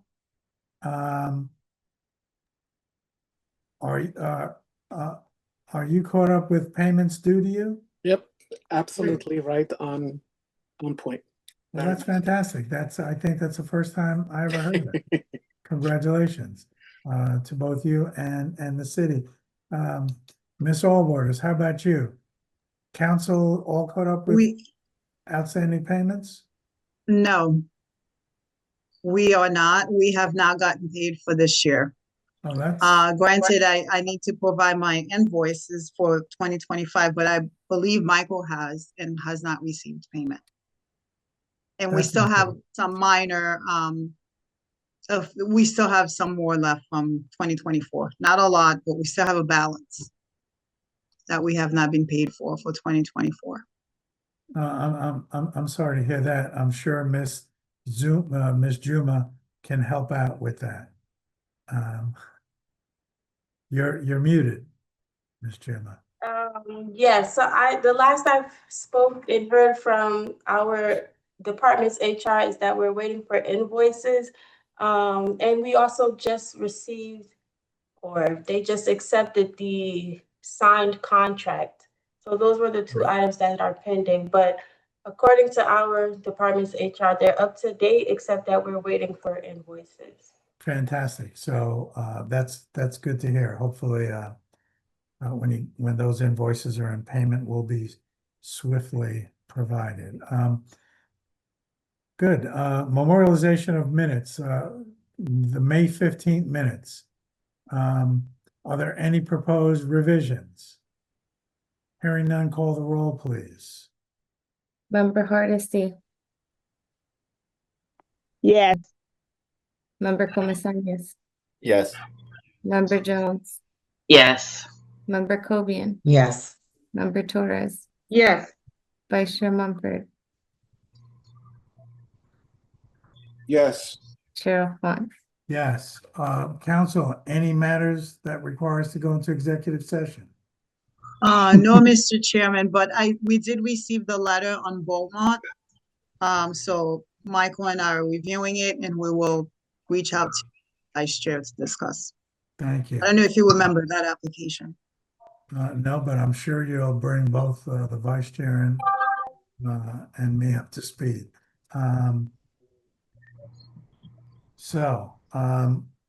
Ms. Juma, did we lose Ms. Juma? No. And Ms. Juma is still in the office. I'm here. And not alone. I am alone. I'm checking the calendar. Oh, okay. I was hoping that at least you weren't alone. Ms. Juma and Ms. Mejia, when is our next meeting? The 12th. Are we here next week? We are Nope. not. Excuse me? No. I always like to hear that. So our next meeting is 6/12. Yeah. And maybe the warm weather will be here by then, but don't count on it. And the rain probably won't stop. But school might be closer to being over, right? Commissioner? The 24th, the 24th. She's counting the days. I know. She is. I can't wait. I'm sorry, Commissioner Comisanis? I think this is from Ms. Allwaters, but was Bruin Street resolved? Was it in court?